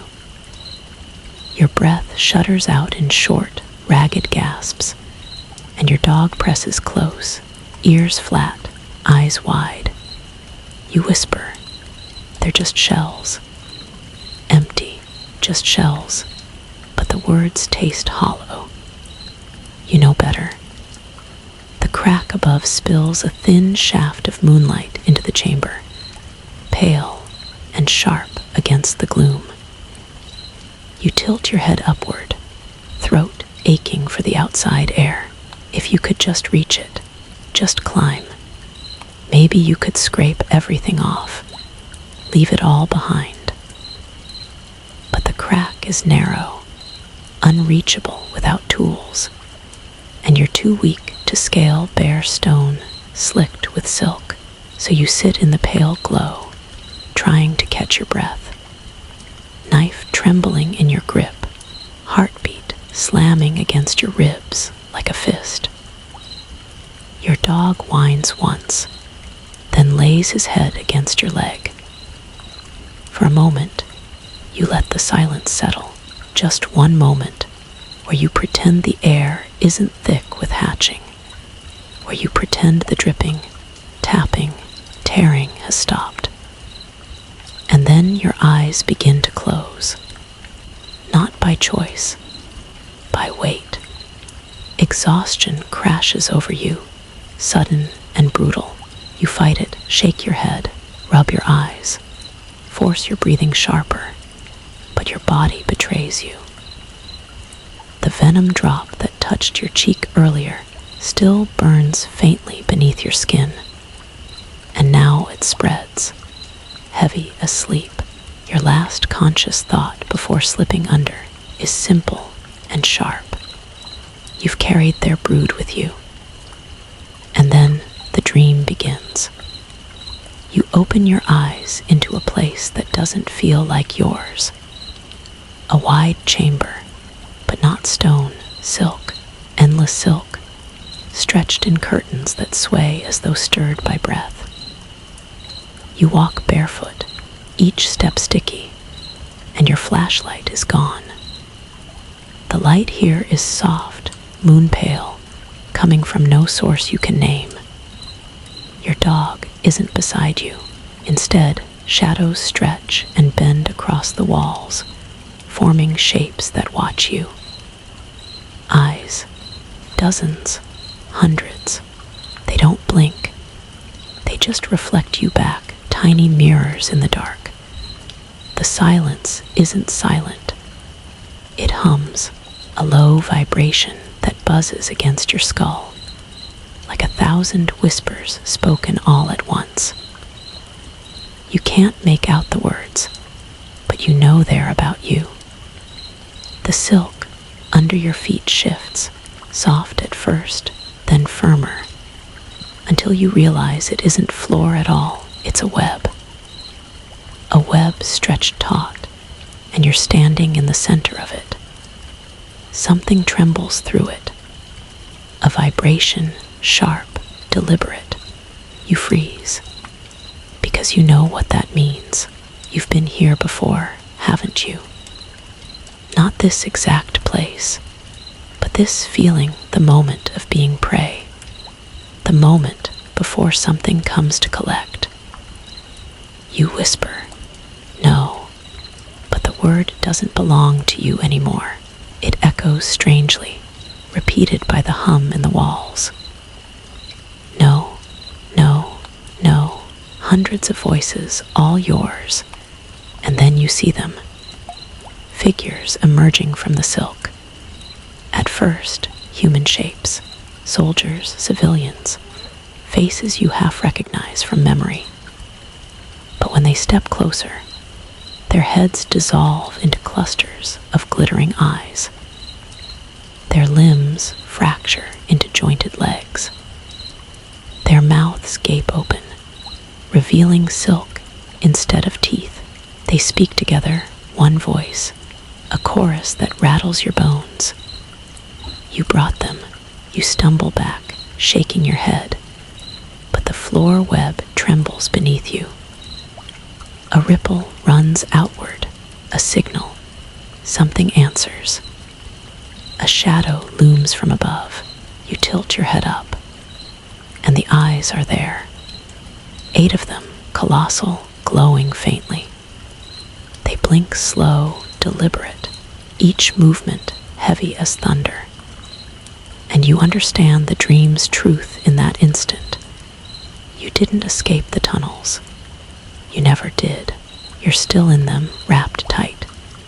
And this is what the venom shows you before the final bite. You scream, but the silk rushes into your mouth, choking it off. The eyes close, and darkness swallows you whole. You jolt awake with a gasp, hands clawing at your throat. Your flashlight jerks upward, scattering pale light across stone and silk. The crack above still spills moonlight, proof that you aren't cocooned. Not yet. Your dog whines, pawing at your chest, licking frantically as if to drag you back into waking. You cling to him, heart racing. The eggs on your boots still pulse faintly, and the memory of the dream lingers sharp in your mind. Not just a nightmare, a warning. You whisper, they know. They know I'm carrying them. The tapping begins again. Not distant this time, not above or below. From inside the eggs clinging to your boots, tiny legs scrape against the shells, searching for a way out. Your dog barks, snapping at your feet, desperate to tear the fragments off. But you kick him away gently, choking on panic. If he bites them open, if he helps them hatch, you stagger to your knees, scraping your boots against the stone, harder this time. The shells crack, some bursting, releasing foul-smelling fluid. The tiny clicks inside grow louder, frantic, as though the hatchling's sense time is short.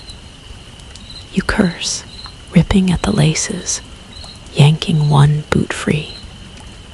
You hurl it into the dark, where it clatters and rolls. The sound echoes too long, too deep. The ground answers with a low vibration. Something massive shifting. The second boot sticks. The fragments cling harder, silk binding into seams.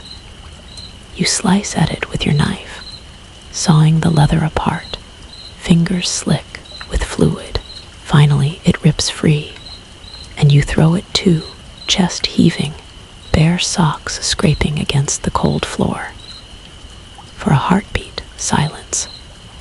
And then the sound of countless legs, not from the eggs, from deeper in the tunnels, answering. Another fact claws its way to the surface of your thoughts, as though your brain refuses to stop reaching for anchors.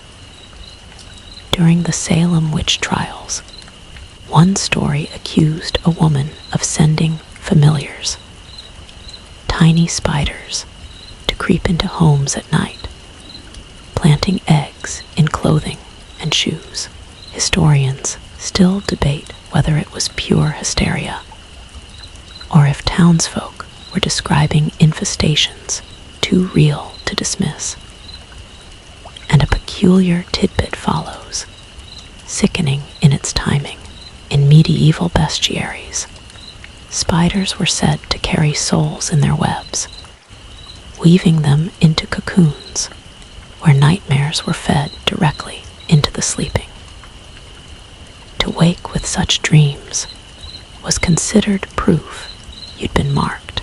You think about that dream again, the 8 eyes watching, the chorus whispering, you brought them.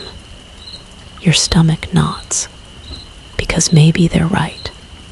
Your dog barks again, sharp, snapping your focus back. The moonlight from the crack above dims, as though a shadow passes over it. You freeze, lifting the flashlight toward the ceiling. The crack is no longer a crack. It's a window, and something just blocked it. You tilt your head, throat tight. For a moment, you see nothing. Then a single leg, black and glistening, slides across the gap, blotting out the moonlight completely.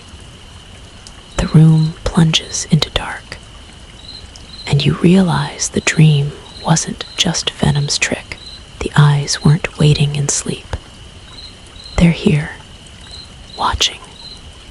When you finally claw your way back to the surface, the first breath of night air hits like fire in your lungs. You collapse onto the sand, coughing, clutching your dog, as if you might dissolve without him. Above, the sky sprawls endless, stars scattered like shattered glass. You drink them in greedily, gasping, as though their light alone can keep you tethered. But the relief doesn't last, because you still feel it. The weight, the eyes, even beneath the open sky. You swear the ground trembles faintly with the tapping below. The tunnels haven't released you. They've only shifted their hold. You stagger back toward base, every step dragging. Your boots are gone, your socks soaked with dust and blood. But you don't care. You just need people, noise, proof that the world is still real. By the time you stumble into camp, dawn brushes faint gold against the horizon. Soldiers stir, some at posts, some half awake, squinting at you in disbelief. Jesus, Bry, where the hell were you? You try to answer, but your throat seizes. The words tangle in your mouth like webs. All you can do is collapse onto a bench, clutching your dog, trembling too hard to explain. They crowd closer. Questions fire from all sides, but their voices blur together. Meaningless noise against the echo of clicking that still hums in your ears. You rock slightly, clutching Sparky tighter, whispering, "Don't ask me. Don't ask me. Don't make me say it." Someone fetches water. Someone else curses under their breath. Finally, the commander crouches in front of you, voice low but firm. What happened down there? You stare at him, lips trembling. You want to tell him everything, the soldier's hollow body, the swarm above, the eggs that clung to your boots, but the words not inside you. Because you know the truth. If you speak it aloud, it becomes real. So you say nothing. Your silence unsettles them more than an answer would. Later, in the barracks, whispers follow you, not out loud, not yet, but in side glances in muttered tones. You hear fragments. She looks pale, lost her boots, dog won't leave her side, maybe heat stroke, and one you can't shake. She brought something back. You snap your head around when you hear it, but the soldier who said it looks away too quickly. Your skin crawls, because you wonder if it's true.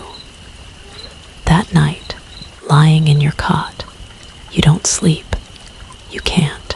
Every time you close your eyes, the dream waits 8 glowing eyes, silk tightening across your throat. So you stare at the ceiling instead, eyes wide, the fan's slow hum pretending to keep you company. But the shadows shift, corners stretch, and you swear, just once, you hear a soft tap above the ceiling tiles. Your dog lifts his head, ears perked, growl low. You whisper, "No, not here, not now."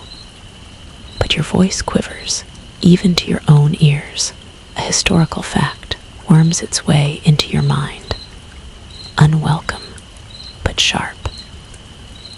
In 1922, when archaeologists opened Tutankhamun's tomb, they swore they heard rustling from the sealed walls before the stone was cleared. Some wrote of faint tapping, echoing too steady to be rats. Historians still debate whether it was settling stone or something that had been waiting centuries for release. You think of that now, lying in your cot, staring at a ceiling that seems thinner by the minute, and another fringe tidbit. In old Appalachian folklore, there's a story of the itching night. They said if you brought back spider eggs on your boots, you'd wake one morning to find the hatchlings crawling out of your own skin. Parents told it to scare kids into cleaning their shoes before bed. But you don't laugh at it anymore. Not now. The next day, you try to tell yourself it was just exhaustion, dehydration, a fever dream brought on by fear, but the base feels wrong. The men keep glancing at you, then away. Some cross themselves when you walk past, and then you notice the webs. At first, small, a thread across a locker handle, a strand glistening in the corner of the mess hall, harmless maybe, until you remember how they began in the tunnels, thin and innocent before they thickened into curtains. You tug one away with shaking hands. The silk clings, warm and sticky, not like any web you've ever touched. You don't say anything. You just rub your palm against your pants until it burns, whispering to yourself, normal spider. Just a normal spider. But at night, the whispers return. You hear your name spoken in the dark, but no one's awake. You hear a whine, perfect, like your dog's, even though he's asleep beside you. And once, just before dawn, you wake with a start to find the sole of your sock damp. Sticky, a smear of pale slime clinging to the fabric. You rip it off, shaking, and hurl it across the room. Your dog growls, ears pinned, eyes locked on the shadow where it landed. You whisper, "You see it too, don't you?" He doesn't answer, of course, but the growl in his throat tells you enough. The whispers around base grow louder in the days that follow. You overhear them now, no longer hushed. She talks to herself at night. She's different since she went down there. Maybe she brought something back. You want to scream at them, to say it isn't paranoia, it's real, but the truth is worse, because you know they're right. You did bring something back, and it's already spreading. That night, lying in your cot, you stare at the ceiling again. The hum of the fan lulls the others into sleep, but not you. Never you. You watch the corners, the cracks, the shifting shadows, and then you see it. A thread, lowering slowly from the ceiling above your bed, swaying in the fan's breeze. At the end of it, a small, pale egg, unbroken. It dangles inches from your face. Your dog barks sharply, lunging at it, snapping it from the air before it can fall.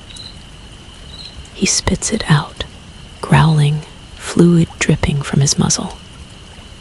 The egg bursts on the floor, spilling something black and twitching that skitters beneath a cot. The soldiers around you jolt awake at the commotion. Flashlights flick on. Shouts fill the room, but you don't move. You just lie there, trembling, staring at the ceiling where the thread swayed. Because you know this isn't an accident. The tunnels aren't staying underground. They're here, and the whispers are only beginning. They don't assign you night watch by mistake. You know it. The others won't say it outright, but the sidelong glances, the awkward silences. They think you're unstable, that maybe you need time away from them. So they give you the desert night. A rifle, a post, the vast silence of the dunes stretching under a thin slice of moon.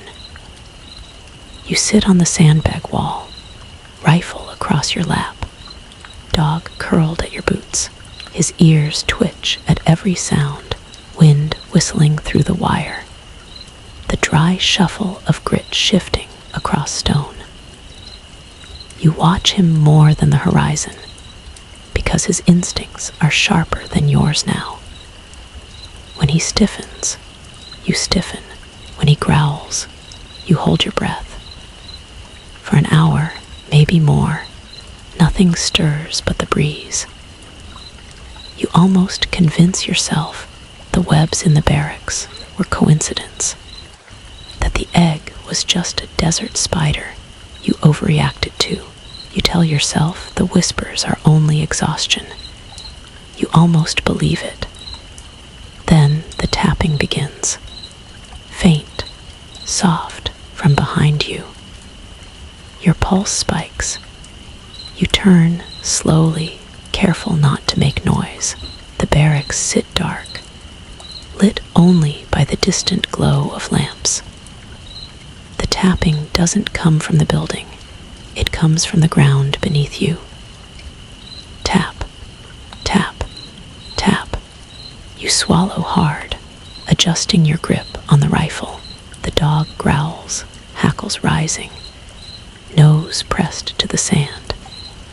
He's staring at the ground itself. The tapping shifts, becomes scraping. You imagine claws dragging along the underside of stone. You picture the tunnels stretching beneath the base, their silk-choked corridors threading outward like veins, reaching under everything. You whisper, "Not here, not again." But your words scatter uselessly across the night air. The sound stops. Relief trickles in, fragile as glass. You glance at the horizon again, at the faint stars clinging above. You almost convince yourself you imagined it. Then something brushes your boot. Light, barely there. Like the tickle of thread against skin, you jerk your foot back, beam of your flashlight darting down. The sand is smooth, undisturbed.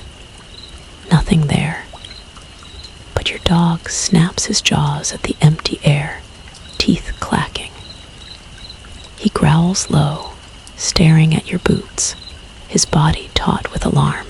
You raise the flashlight higher, scanning the wire perimeter. At first, you see only the usual sand dunes, their shadows deep and shifting. Then you notice the patterns. Lines etched across the dunes. Curves, spirals, not made by wind.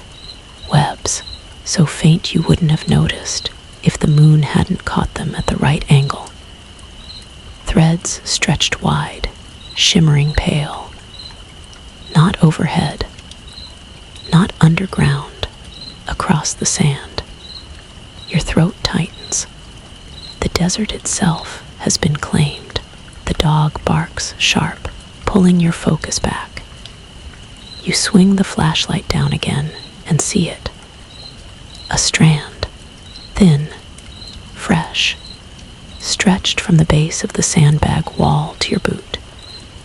Sticky, gleaming in the beam. You whisper, "No," as the thread trembles, not from the wind, from something pulling it. The sand shifts 10 feet out, a ripple, like a breath moving beneath the surface. You raise your rifle, hands trembling, finger tight against the trigger. The sand bulges, splits. For a moment, nothing. Then a leg pierces upward, long, black, jointed, curling as it drags itself free. Another follows, and another. isn't hollow after all. It's alive. You fire. The shot cracks the night open, deafening in the silence. Sand sprays as the bullet slams into the leg. The creature jerks back, hissing, a sound like steam searing through pipes.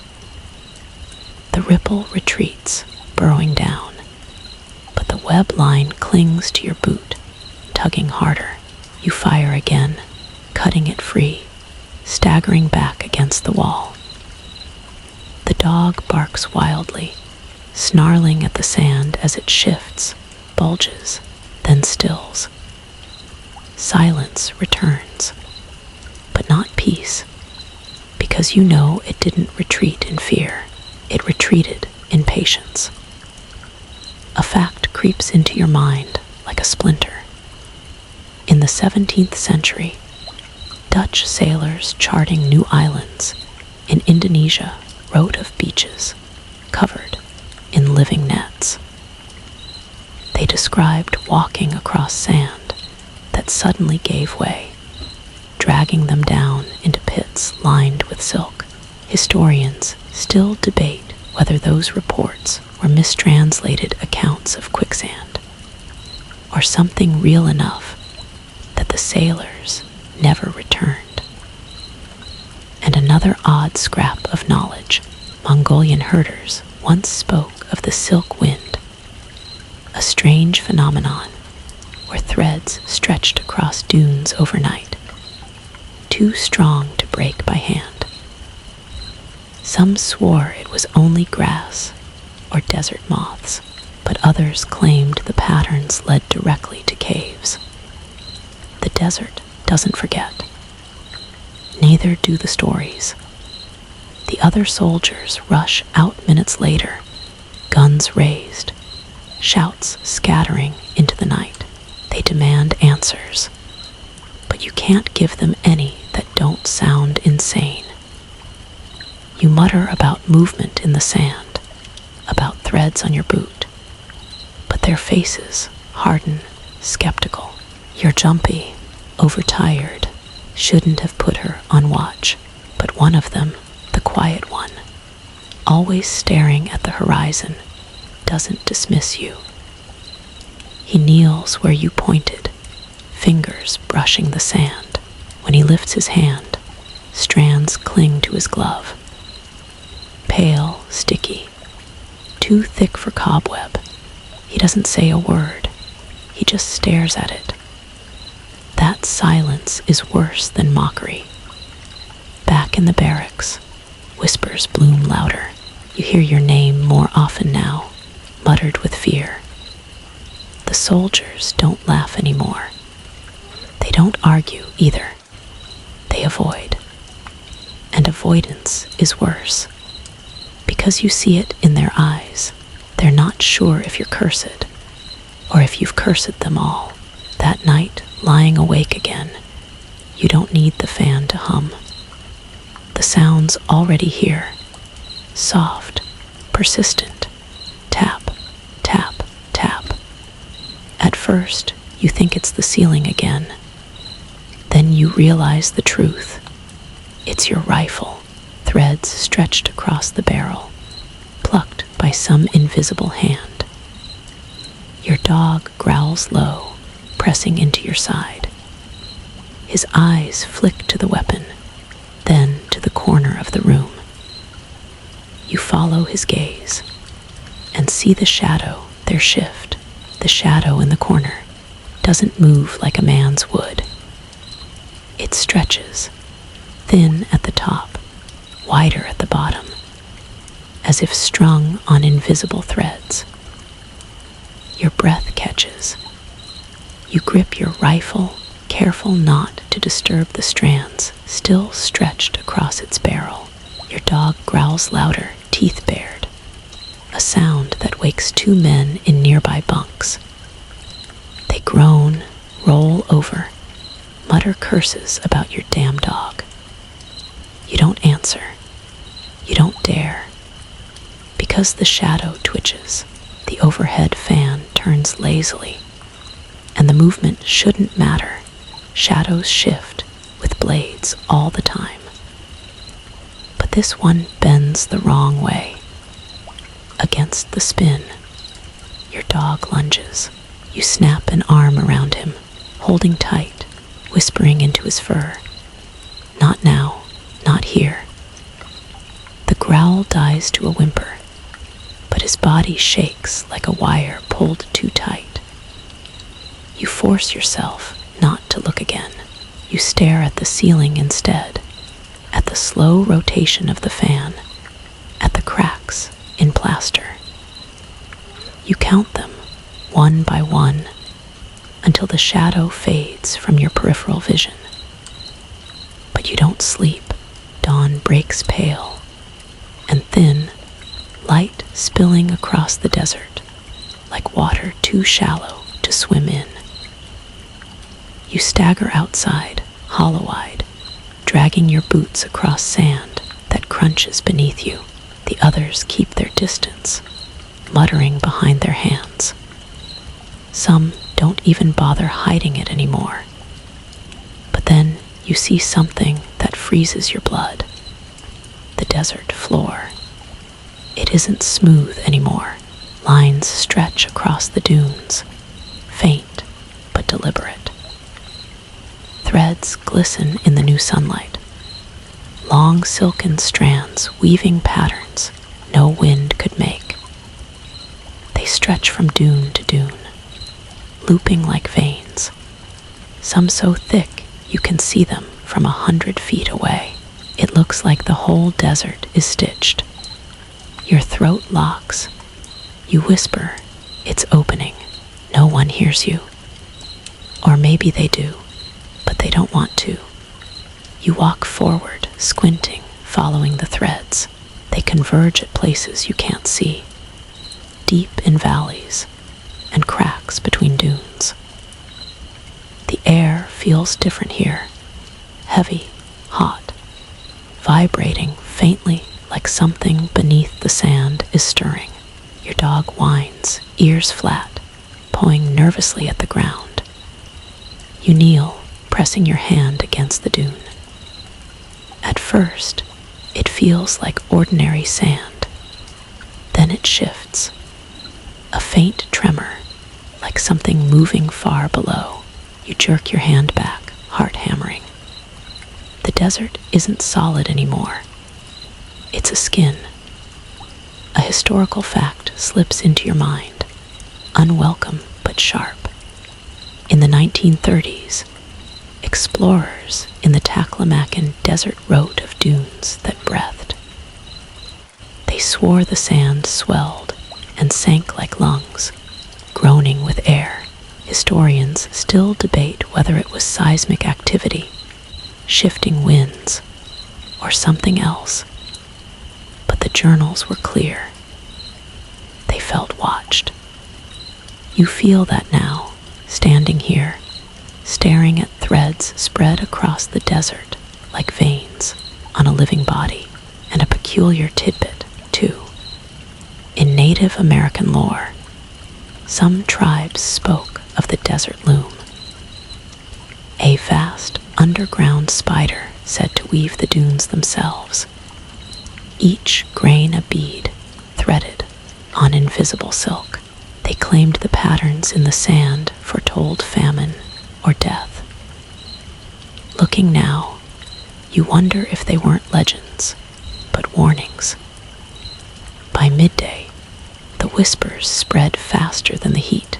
Soldiers who laughed at you yesterday now refuse to step into the dunes. Patrol routes are changed. No one says why, but you know. At chow, one man sits across from you, voice low. "I saw it too," he says. His eyes are hollow, bloodshot. The lines in the sand. They weren't there before. You nod, gripping your tray with trembling fingers.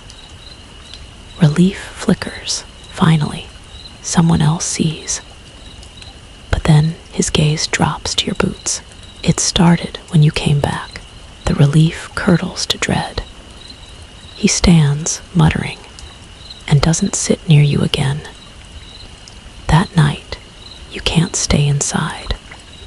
The barracks feel too small, too fragile, so you walk out into the open desert, your dog at your side, flashlight cutting a pale circle ahead. The silence is heavy, broken only by the soft crunch of sand beneath your feet. And then you see it. Not just threads now. Structures, webs stretch between dunes, vast sheets glistening under the moonlight. Some cling low to the ground, some rise high like sails, shimmering curtains swaying in the night breeze. They're beautiful, almost, if you forget what made them. You step closer, heart pounding, flashlight beam tracing the patterns. The threads are thicker than rope, sticky and pale, anchored deep into the sand. You raise your knife, cut one carefully. The strand recoils, trembling, vibration rippling out into the night. Your dog growls instantly, ears sharp, eyes fixed on the dune ahead. The sand shifts there, faint but deliberate. You hold your breath. The dune swells upward, sand cascading down its sides. Slowly, deliberately, something rises beneath it. You stumble back, gripping your rifle, flashlight beam trembling across the dune. For a heartbeat, the sand stills, then it collapses, sliding away in sheets, revealing nothing, just more sand. But the threads hum, vibrating louder now. And you understand. The desert isn't opening to show you. Not yet. It's warning you. You return to base, silent, shaken sand still clinging to your boots. You collapse on your cot, staring at the ceiling, your dog curling tight against you. You whisper, they're everywhere now, not just below, not just inside. The desert itself belongs to them. Your dog presses his nose into your chest, whining softly, and you cling to him, shaking. But even in the barracks, with walls around you, you hear it. Not tapping, not tearing. A new sound, spinning, threads being woven, stretched taut, pulled across unseen frames. The desert opens wider every night, and the loom never stops. You don't tell the others when the patterns in the sand begin to look like writing. You don't dare, but you see it curves, lines, loops, not random, but deliberate. The dunes are scrawled with marks too precise for wind, too vast for one creature. From the guard tower, it looks like a script that stretches across the desert itself. The first time you notice, your stomach clenches. Because it isn't just shapes, it's letters. Not English, not Arabic. Older. Your dog stiffens beside you, staring into the distance. A low whine in his throat. He sees something, or maybe just feels it. The pull of the web. You whisper, it's writing to us. But no one answers. That night, lying on your cot, you dig into memory. You once sat in a college lecture where a professor spoke about Mesopotamia, the cradle of civilization, the land where writing itself was born. He'd shown cuneiform tablets, wedge-shaped impressions pressed into clay, thousands of years old. The desert you patrol now sits atop that same soil. Babylon, Akkad, cities whose stones lie buried beneath sand, swallowed by centuries. as you stare at the patterns on the dunes, you wonder if something else never left. You can't let it go. The next day, you sneak into the supply tent, tearing pages from a notebook, sketching what you've seen. The lines, the loops, the curves of silk stitched into dunes. It looks familiar. Not exact, but close enough, cuneiform. Your throat goes dry. Because what if these aren't just webs? What if they're messages? You flip through memories of that professor's lecture. He'd laughed at fringe theories, muttering about lunatics who think gods were spiders. But he admitted one thing with a crooked smile.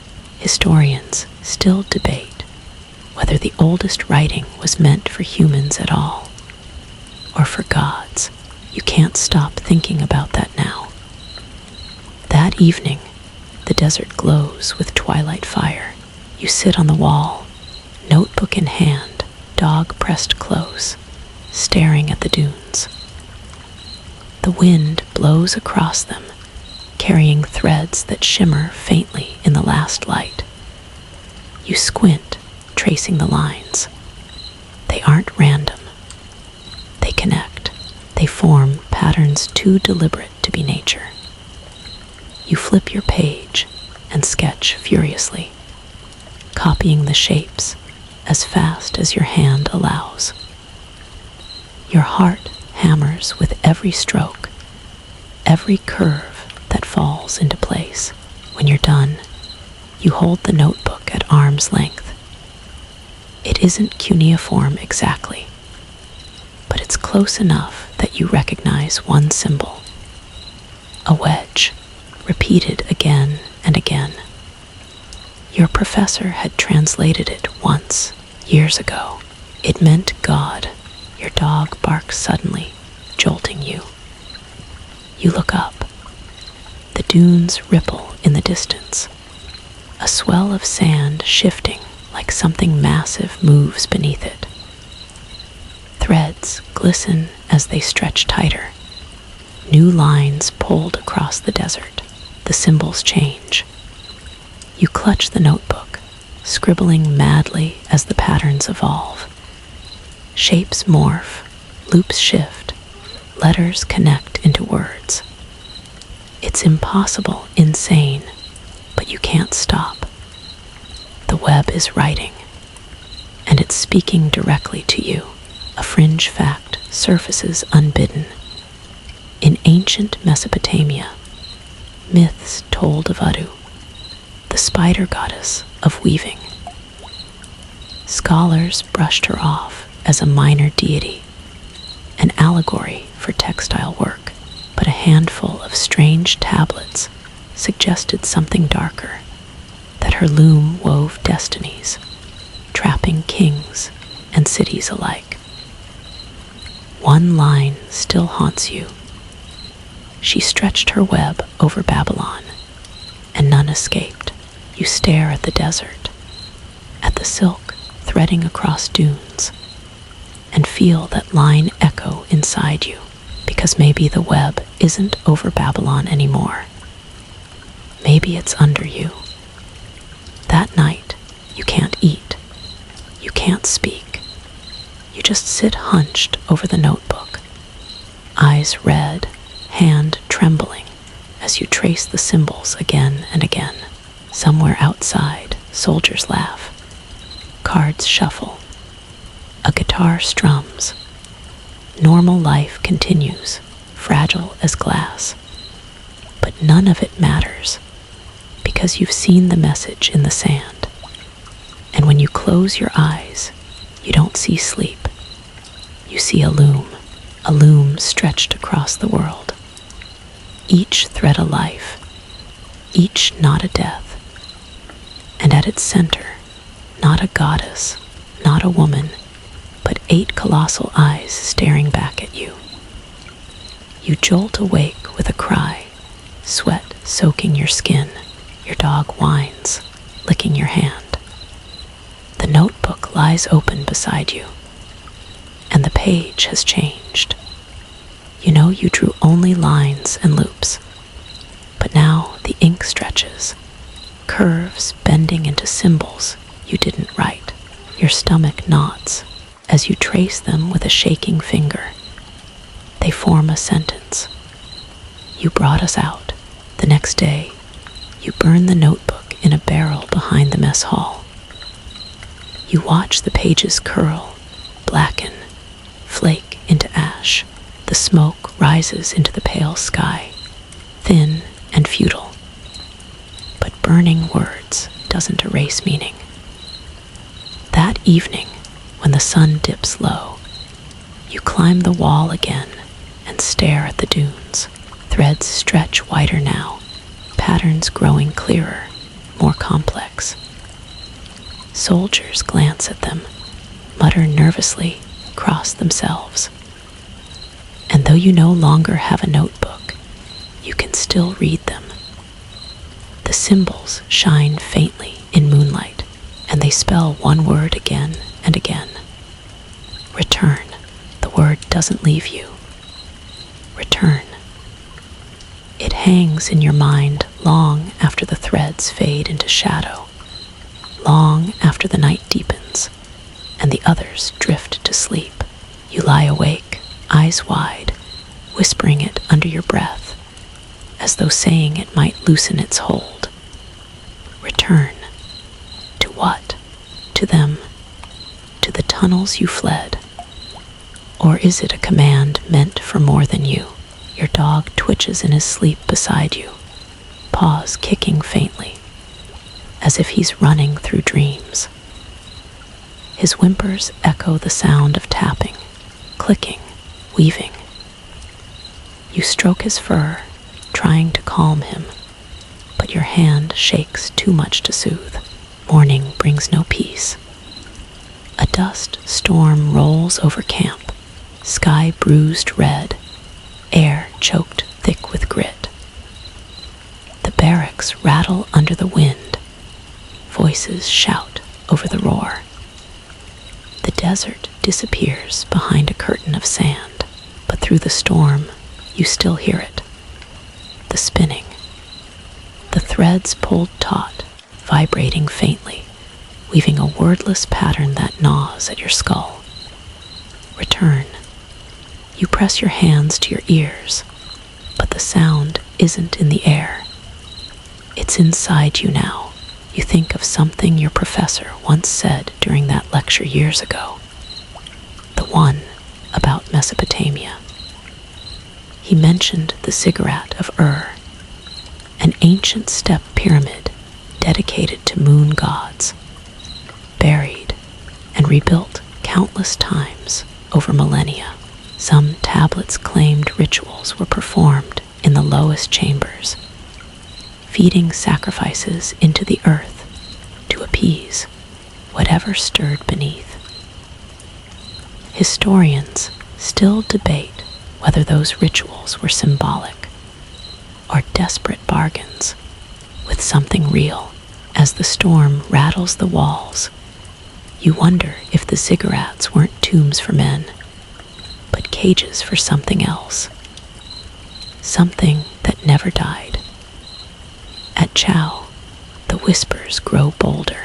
You hear your name hissed across the mess hall, soldiers muttering into tin cups. She started this. She's marked. Everywhere she goes, it follows. One man, young, sharp eyes too wide, slams his tray down and hisses loud enough for you to hear. Why'd you bring that dog back? It's in him, too. Your dog growls instantly, ears flat, lips curling. The soldiers laugh nervously, pushing back their chairs. You stand slowly, heart hammering, hand on the rifle slung across your back. No one speaks after that, but every eye follows you out of the mess hall. That night, the storm dies. Silence falls too sharp, too sudden, pressing into your skull like a blade.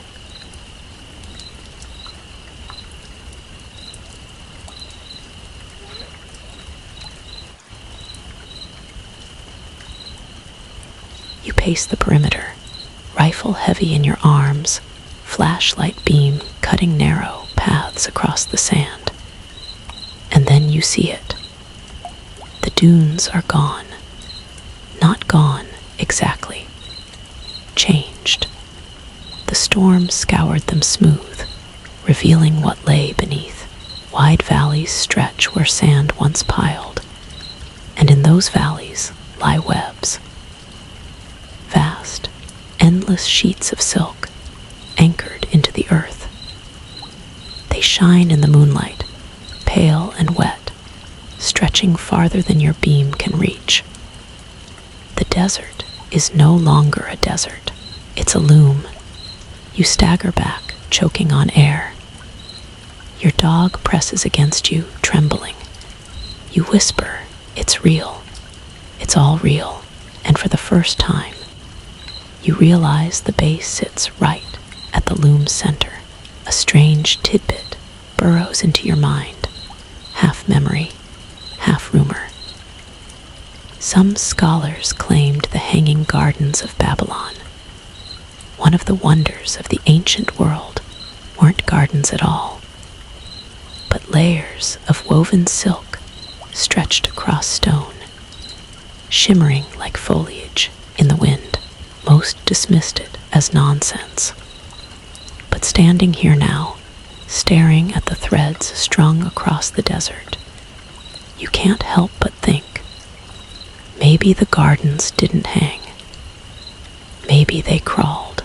Your stomach knots as you realize the desert's patterns weren't just words. They were blueprints. And your base isn't above them. It's inside them. The soldiers grow restless as days pass. Patrols shrink. Tension coils tight. Even laughter sounds brittle, forced. Men smoke too much, drink too much, argue over nothing. You see it in their eyes. They've noticed the webs too, even if they won't admit it. But the worst comes at night. You wake to scratching in the walls. At first you think it's rats, but the sound is too steady, too deliberate. Threads tightening inside plaster. Silk sliding between beams. Your dog barks until hoarse. The others shout at you to shut him up, to tie him outside, to do something before they all lose sleep. But you refuse. You know he's the only thing keeping you tethered. Because when the scratching stops, you swear you hear whispering, faint, right by your ear. Return. You sit outside one night, unable to breathe inside the barracks. The desert is quiet, stars smeared across the sky like spilled salt. You clutch your rifle, eyes wide, heart hammering too loud in your ears, and then you see it. A figure on the horizon, too far to be one of yours, moving too slow, too deliberate. It drifts across the silk valleys, silhouetted against the stars. At first, you think it's a soldier, but the limbs bend wrong.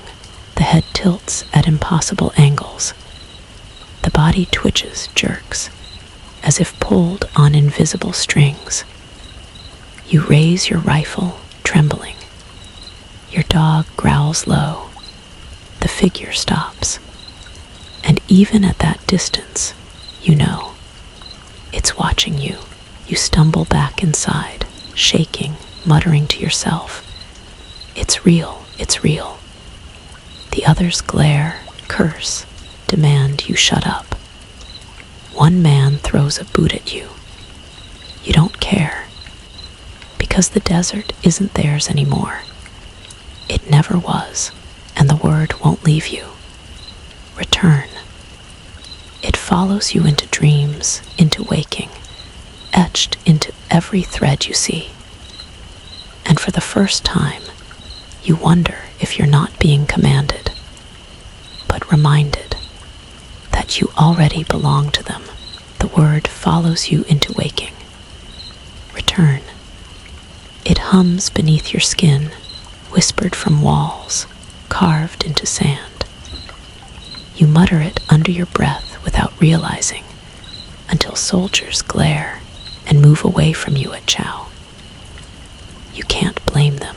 You're afraid of your own voice now. But the real terror begins when the ground itself starts moving again. It's late, long after lights out. You lie on your cot, eyes wide, dog curled at your feet. The barracks hums with snores and restless turns. The fan creaks above, slow and steady.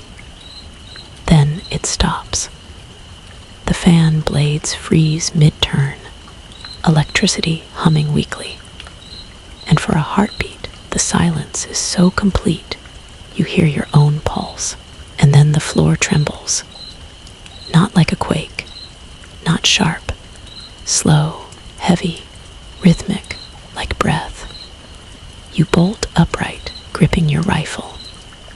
The dog growls low, staring at the ground beneath the cots. You whisper, "No, not here, not under us." But the rhythm continues. Inhale, exhale, sand shifting deep below, lungs larger than the base itself. Someone stirs, mutters sleepily. What the hell? Then another soldier sits up, frowning at the walls. The tremor grows stronger. Dust drifts from the ceiling. A glass tips from a table and shatters. Panic breaks fast. Men stumble from bunks, shouting, grabbing rifles, boots half-laced. Someone yells earthquake, but you know better. The pit beneath the manhole you sealed, it's still alive. And now it's breathing again. By morning, no one's laughing anymore. The base buzzes with unease. Radios hiss with interference. Command barks orders to stand down, insisting it was just a tremor. But the soldiers know better. Their faces are pale, eyes hollow. Even the ones who mocked you before walk wide circles around the manhole in the motor pool, avoiding its rusted cover like it might open any second. And then one night, you hear it shift. The sound wakes you like a gunshot. Metal groaning, screws rattling. A low thud, as though something presses against the cover from below. You hold your breath, frozen in your cot. The groaning stops, but the air stays charged, vibrating faintly. And you realize it won't stay sealed much longer. A historical fact claws up unbidden. In 1987, workers excavating a site near Nineveh unearthed a massive stone slab inscribed with warnings. They cracked it open anyway. Inside was a hollow chamber, walls scorched, lined with soot. Some swore the slab had been placed to seal something in. Historians still debate whether it was a furnace, a ritual chamber, or a prison. You think of that now, staring at the manhole cover, listening to it rattle at night. And a peculiar tidbit follows. In some Middle Eastern folklore, jinn weren't always fiery spirits. Old texts describe them as webwalkers, crawling up from pits at night, weaving traps to ensnare the unwary. Some swore if you sealed their tunnels, they would wait centuries, breathing faintly beneath the ground, until someone loosened the lock. Maybe that's what you've done. The next patrol goes missing.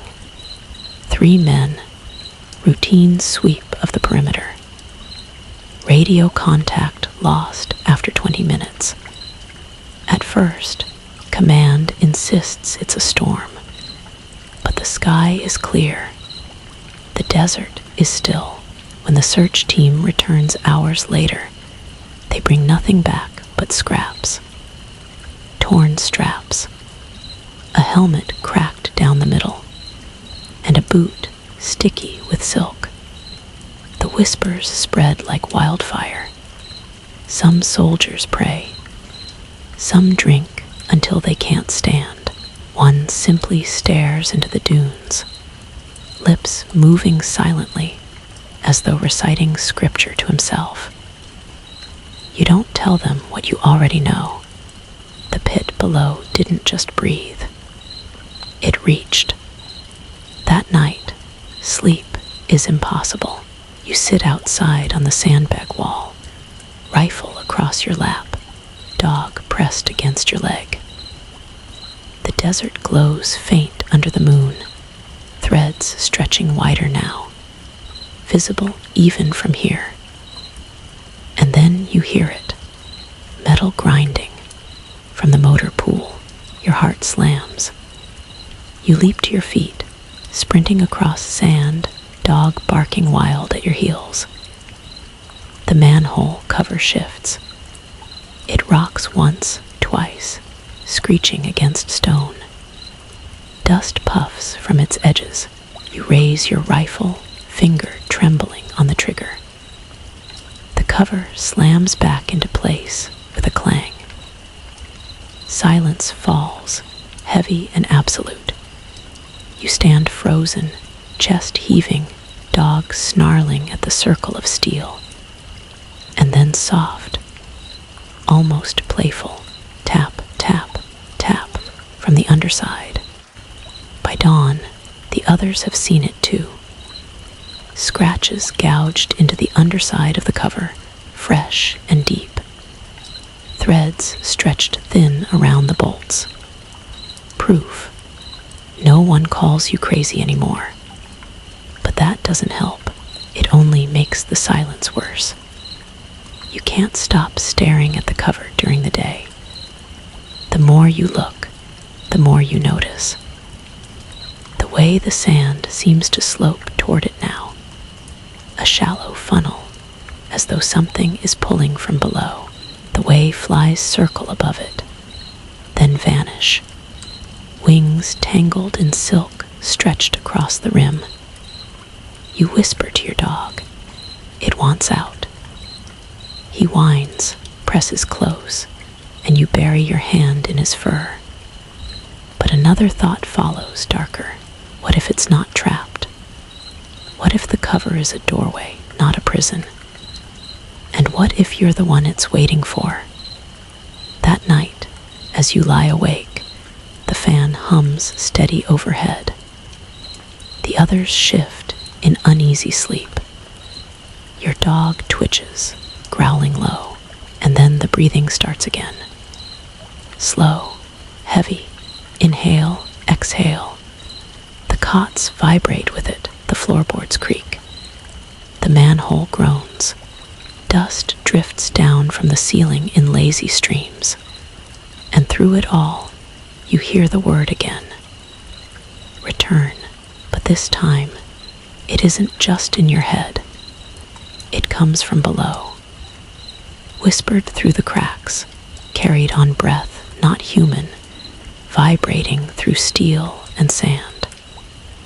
Your blood runs cold. Because the pit isn't just breathing anymore. It's calling you by name. By the third day, their absence can't be brushed aside. 3 soldiers gone without a trace, and now the desert whispers louder. Radios spit static, patrol routes shrink to half their size, and every man who laces his boots does it with shaking hands. You hear it in their voices. Not just fear, resentment. She was the last one down there. It started when she came back. Maybe it's not the tunnels that took them. Maybe it's her. You sit apart in the mess hall, pushing food around your tray. Dog pressed against your boots like a shadow. You don't argue. You don't defend yourself. Because deep down, their words cut too close to truth. You did bring something back. And now 3 men are gone. By dusk, command can't ignore it anymore. Another patrol is assembled, larger, armed to the teeth, ordered to sweep the area where the men vanished. You volunteer instantly, not to prove yourself, not even to help. You need to know. They try to refuse, but your insistence wears them down. Maybe they think you're expendable. Maybe they think sending you is a way to appease the others. Either way, you find yourself back on the dune line at nightfall, rifle in hand, flashlight cutting narrow beams across the desert. Your dog trots at your heel, low growl rumbling in his chest. The others march in silence, faces set like stone. No jokes, no chatter, just boots crunching in rhythm, weapons clutched too tight. The desert feels wrong, not empty, crowded. The dunes loom higher than you remember, valleys carved too deep. Threads glisten in the moonlight, stretched wider now, looping across sand like veins. You follow them without meaning to, eyes dragging along their lines until they disappear into shadow. And then you see it. A helmet, half buried in sand, straps torn, streaked with silk. One of the men rushes forward, digging it free. His breath catches. It's cracked, jagged, as though something pried it apart.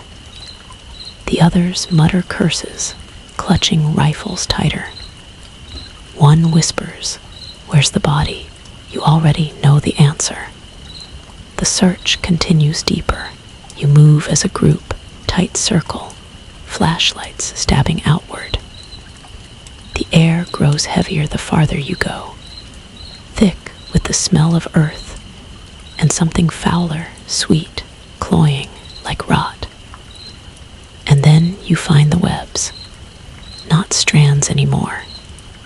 Curtains, sheets of silk stretched across dunes, anchored deep, trembling faintly as though stirred by breath. You shine your light across them, and the beam scatters, warped by the sticky threads. Shapes move behind them, shadows twitching. One soldier whispers, "Christ." Another mutters, "We shouldn't be here." But you step closer, because you see something caught in the web. A boot, not empty. A leg still inside it. The rest cocooned, unrecognizable. The man beside you curses, staggering back. The group tightens, rifles raised, flashlights darting across the web. More shapes emerge, dozens of them. Figures cocooned, suspended in silk, swaying gently, some fresh, skin pale beneath the threads. Some shriveled, hollow, faces collapsed inward. Your breath catches, because one of them moves. A muffled cry echoes from the cocoon nearest you, faint, desperate.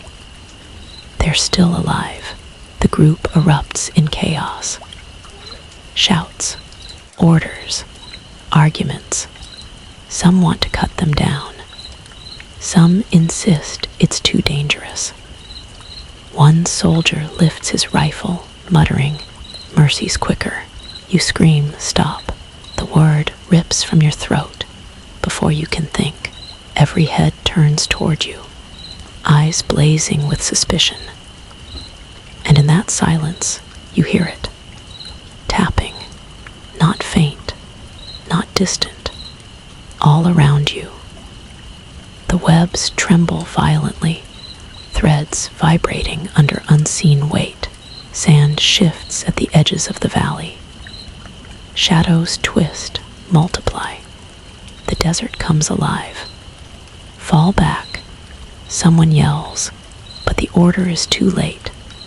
From the dunes, legs pierce upward. Black, jointed, massive, they curl and scrape, pulling bodies free from beneath the sand. 8 eyes glow faintly in the dark, catching the beam of flashlights. 1, then 2, then more. The soldiers open fire. Bullets crack, flashlights swing wild. The night explodes in chaos. Sand sprays, silk shreds. The air fills with hissing that drowns every thought. You fire blindly, heart slamming, vision blurred by panic. The dog barks madly at your side, teeth snapping at the air. One creature lunges, legs crashing into the ground feet from you. The sand quakes, threads whip around you, sticky and hot. You stumble back, knife slashing desperately, cutting silk before it binds you. Screams erupt around you. A soldier vanishes mid-shout, yanked upward into the web. Another goes down under thrashing legs, rifle clattering across stone. You grab the nearest arm, dragging the man toward you, but he slips free, silk wrapping around him. His eyes lock on yours as he's pulled away, muffled cries lost in the hissing chorus. Your dog lunges, snapping threads apart, dragging you back toward the ridge.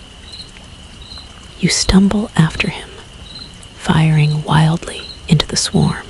The dunes ripple with movement. Shapes shift beneath the sand. Eyes glow in every shadow. The missing patrol isn't missing anymore. They're part of the loom. A fact claws into your mind even as you flee, absurd in its timing. Roman historians once described the pit of Ereshkigal near Babylon, a place where criminals vanished without trace. Some said it was an oubliette. Others swore the earth itself consumed them. Historians still debate whether it was metaphor or record of something that lived beneath the sands. And another tidbit follows, sickening. In occult folklore, spider webs were thought to trap not just prey, but time. To stumble into one meant you'd already been marked. Your fate woven long before you noticed the threads. You stumble through sand, lungs burning, rifle nearly slipping from your grasp.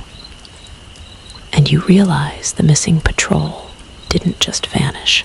They were claimed long before they set foot outside the base. The desert had already written their names. By the time you crash back through camp gates, only half your patrol remains. Faces pale, eyes wild, clothes streaked with silk.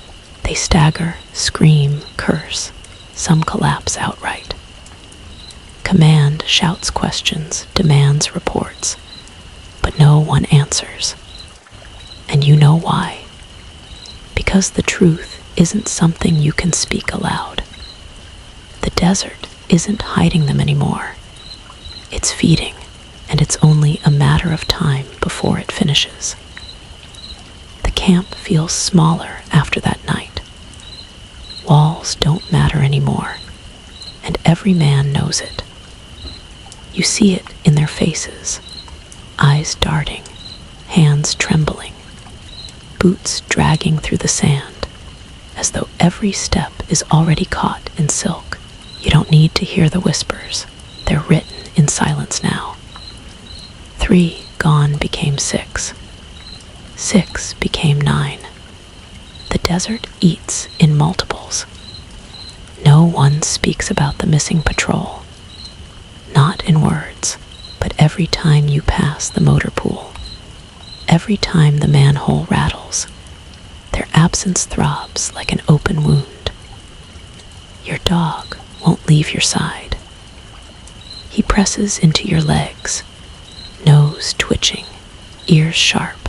When you sleep, he lies on your chest, weight grounding you as though he knows you'd slip away without him. But sleep is a joke now, because every time you close your eyes, you hear spinning. The commander calls a meeting at dusk. The men gather in the mess hall, rifles leaning against tables, boots stomping restless rhythm. His voice is sharp, clipped, brittle as cracked glass. We hold position. We're fortified. Whatever's out there, it can't breach steel and sandbags. Stay alert. Maintain routine.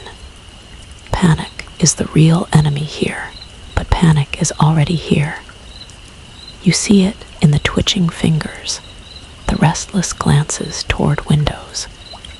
You feel it in the silence when he finishes speaking. No cheers, no salutes, just dread. And then a soldier mutters under his breath. It's already inside.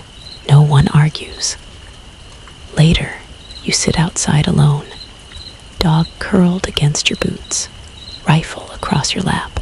The desert hums low under the moon, threads shimmering faint in the distance. You squint, tracing the patterns again. And for the first time, you see it clearly. They're not just words anymore. They're maps, lines looping into spirals, stretching across valleys, converging into shapes that mimic your base. The loom isn't random, it's charting, encircling, tightening. Your stomach knots. You whisper, we're caught in the weave. Your dog whines softly, pawing at your boot. You clutch him close, trembling, because you know he's right. A historical shard drifts up, sharp as broken glass. In 1899, during digs near Ur, archaeologists found a tablet etched with a single phrase, repeated over and over. The web is closing. Scholars dismissed it as poetry. Historians still debate whether it was metaphor for empire collapse or something else. And another tidbit gnaws at you. Medieval monks once wrote of the faith thread, claiming every soul dangled from a single strand. Cut it and life ended. But if the strand tangled, the soul was trapped, twitching forever like a fly in silk. You stare at the dunes, at the glowing patterns stretched across sand, and wonder which strand is yours. That night, you hear screams. You bolt upright, rifle in hand, dog barking wild. The barracks erupts, soldiers scrambling, lights flicking on. The screams come from the supply tent. You race out into the night, sand stinging your face, heart hammering. The flap hangs open, silk stretched across the doorway. Inside, shadows twist. You shove your way through, cutting threads with your knife. The smell hits first, sweet, cloying, suffocating. Then your light finds him, a soldier cocooned to the ceiling, silk wrapped tight around his body. His face is uncovered, eyes wide, mouth open in a silent scream. Threads dig into his skin, pulling tighter with every twitch. You stagger back, bile rising in your throat. The others crowd behind you, cursing, muttering prayers. One man raises his rifle, whispering, "Mercy." You scream, "Don't." But the cocoon jerks suddenly, snapping tight. The man inside vanishes upward, ripped into the shadows above. The silk quivers, then stills. Only silence remains. The bass changes after that. Soldiers refuse to sleep in the barracks, dragging cots into open sand, claiming fresh air will keep them safe. They carry rifles everywhere, even to piss. Every shadow looks alive, every corner a trap. You stop hearing laughter altogether. The desert grows louder. Threads stretch closer now, drifting across camp walls, catching on antennas, swaying like flags in the wind. Silk gleams faint against steel, clinging to boots, rifles, helmets. No one bothers brushing it off anymore, because deep down, they know it doesn't matter. You're already tangled. The commander corners you one night, eyes bloodshot, jaw tight. You've seen more than anyone. What the hell are we dealing with? You want to answer. To tell him about the pit, the writing, the word that hums inside your skull. But when you open your mouth, the word forms on its own. Return. His face goes pale. He stares at you for a long moment, then turns away without another word. And you realize you're not his soldier anymore. You're his warning. The next morning, you wake to silence, too complete. No snores, no mutters, no boots stomping. You sit up, rifle clutched tight, dog growling low. The barracks is empty. You stumble outside, heart racing. Cots lie abandoned in the sand. Rifles scattered. Helmets cracked open like eggs. No soldiers.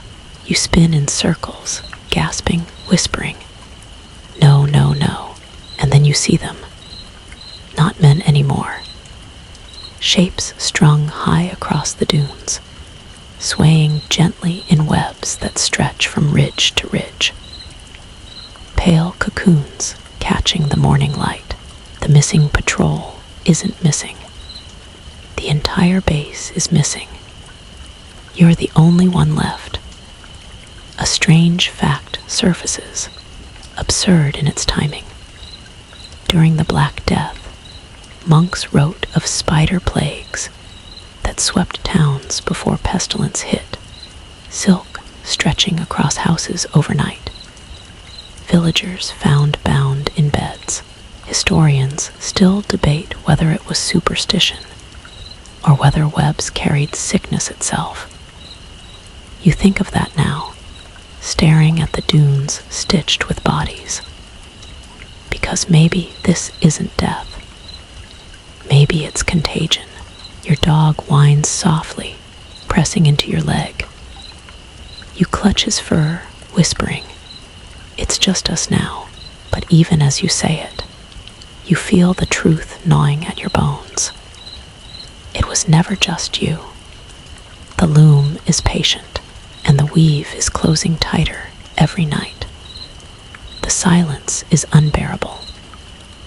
No boots stomping, no shouted orders, no muttered curses over bad coffee. Just you, your rifle, and the dog pressed tight to your leg, as if he knows the weight of being the last. You walk through camp in a daze. Every cot lies empty, sheets tangled, some still warm as though bodies simply evaporated. Plates of food, half-eaten in the mess. Cards scattered mid-hand in the wreck tent, radios hissing faint static like whispers too faint to catch. No bodies, not a trace, except the webs. Threads coil across the barracks doorways, glisten on vehicle tires, cling to antennas. If you reach out to brush one aside, it clings to your skin too long, humming faintly against your pulse. The dog snarls whenever you touch them, and that's when you realize he's warning you. You follow him through the camp. He moves differently now, ears sharp, nose twitching, every step cautious. He pulls you away from certain corners, growls at shadows that seem still, refuses to let you cross certain lines. At first you think he's just spooked, but then you notice every place he avoids is heavy with silk.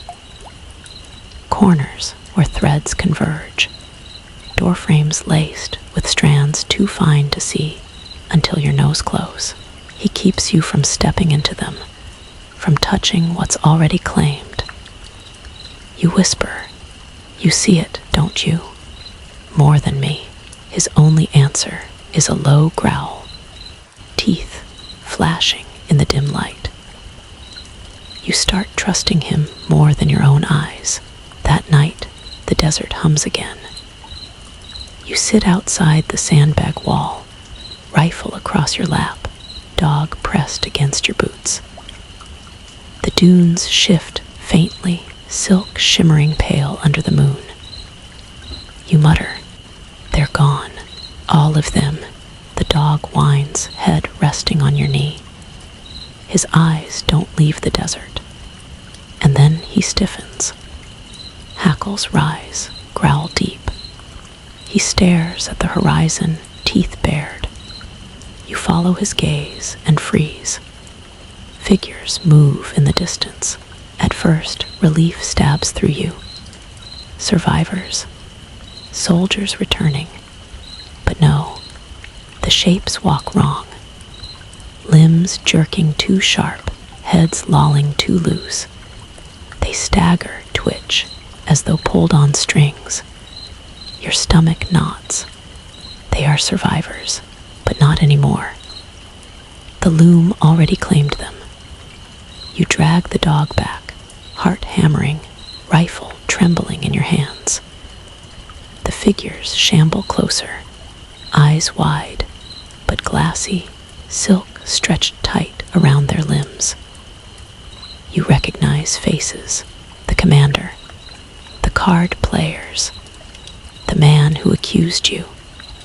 Their mouths open in unison, and though no words come, silk trembles across their throats, vibrating into sound. Return.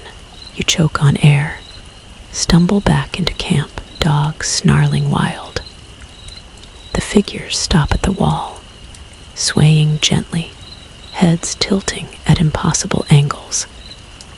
Then they dissolve. Not fade, dissolve.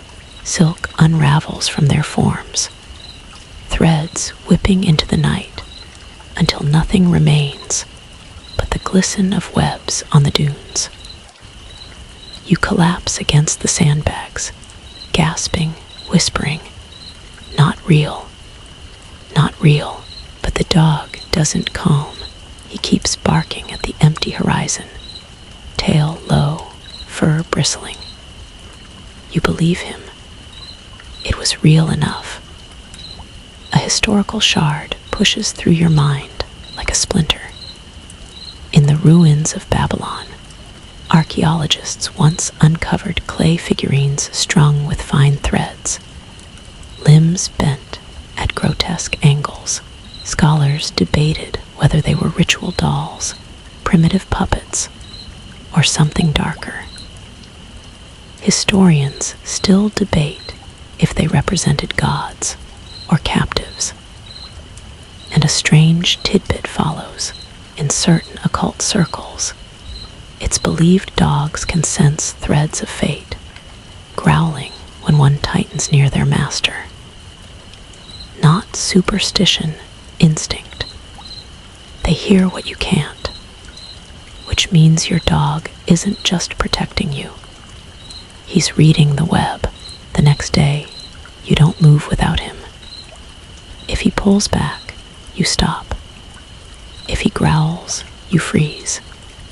He saves you from traps invisible to your eyes, silk stretched across doorframes, woven faint through walkways, coiled in cots. Every step through camp feels like walking a minefield of threads. And you realize the base isn't abandoned. It's occupied. The webs aren't scattered. They're structured, deliberate. A pattern growing tighter every hour, a loom closing around its last subject. That night, you hear the pit again. The breathing is heavier now, shaking cots, rattling loose bolts, sending dust cascading from beams. Your dog presses against you, whining sharp, claws scraping the floor. Then the manhole groans. Bolts rattle. Steel bends. A crack splits across the rim, silk forcing its way through. Threads spill outward, coiling across the floor, glowing faint in moonlight. Your dog leaps, teeth snapping, tearing strands apart. He snarls, shakes his head, shreds silk between his jaws. You fire into the pit, bullets clanging against steel, sparks flashing. The breathing stops. Silk recoils. Silence falls. You drop to your knees, clutching your dog, whispering, "You kept it back. You saved me." But deep down, you know the truth. It wasn't stopped, just delayed. And if the loom wants you, your dog is the only strand holding you free. The following dawn, you stumble outside, exhaustion pressing heavy on your shoulders. The desert glitters with silk stretched wider now, threads glowing in the sun. They form shapes again, vast patterns too intricate for chance. You squint, tracing them, stomach twisting. It's not writing this time, not maps. It's a figure. 8 legs, 8 eyes. A shape so vast it stretches across dunes, visible only from this height. You whisper. It's showing itself. The dog growls low, eyes fixed on the horizon, tail stiff. His body trembles, but he doesn't move away, and you realize he's not afraid. He's warning you, because the figure isn't forming. It's rising. The desert splits like a skull under pressure. You hear it first, low, guttural, deep enough to rattle your teeth. Then the ground trembles, sand sliding in waves across the dunes. Cracks slice open, long and jagged, spilling threads that glisten like veins. Your dog barks furiously, pulling at your sleeve, trying to drag you back, but you're frozen, staring at the earth as it tears itself apart.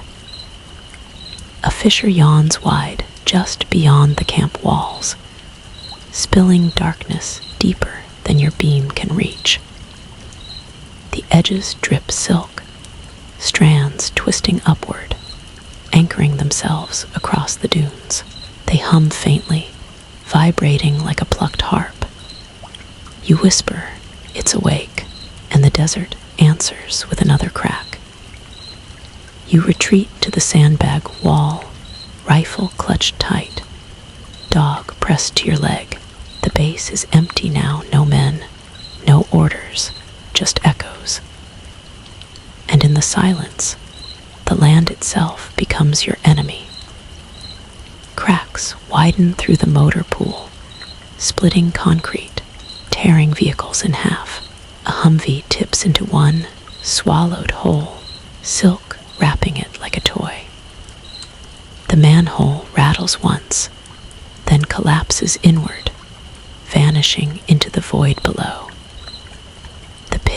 doesn't breathe anymore. It roars. A memory claws its way back. Something your professor once said. He spoke of the descent of Inanna, the oldest known story of the underworld. He described how the goddess traveled through 7 gates, each guarded by monsters, until she reached the pit itself. Some versions said she was trapped there, hung like meat on a hook, until she was woven back into life. Historians still debate if it was myth, metaphor, or memory of rituals performed here. You think of that now, staring into the cracked desert, wondering if the gates were never stories at all. Just pits sealed, opened, resealed again and again. And now one has broken open under your boots. Your dog howls suddenly, sharp and desperate, dragging your gaze to the fissure beyond the wall. Something stirs inside it. Not shadows, not threads. Eyes, dozens of them. Pale and wet, gleaming like glass in the dark.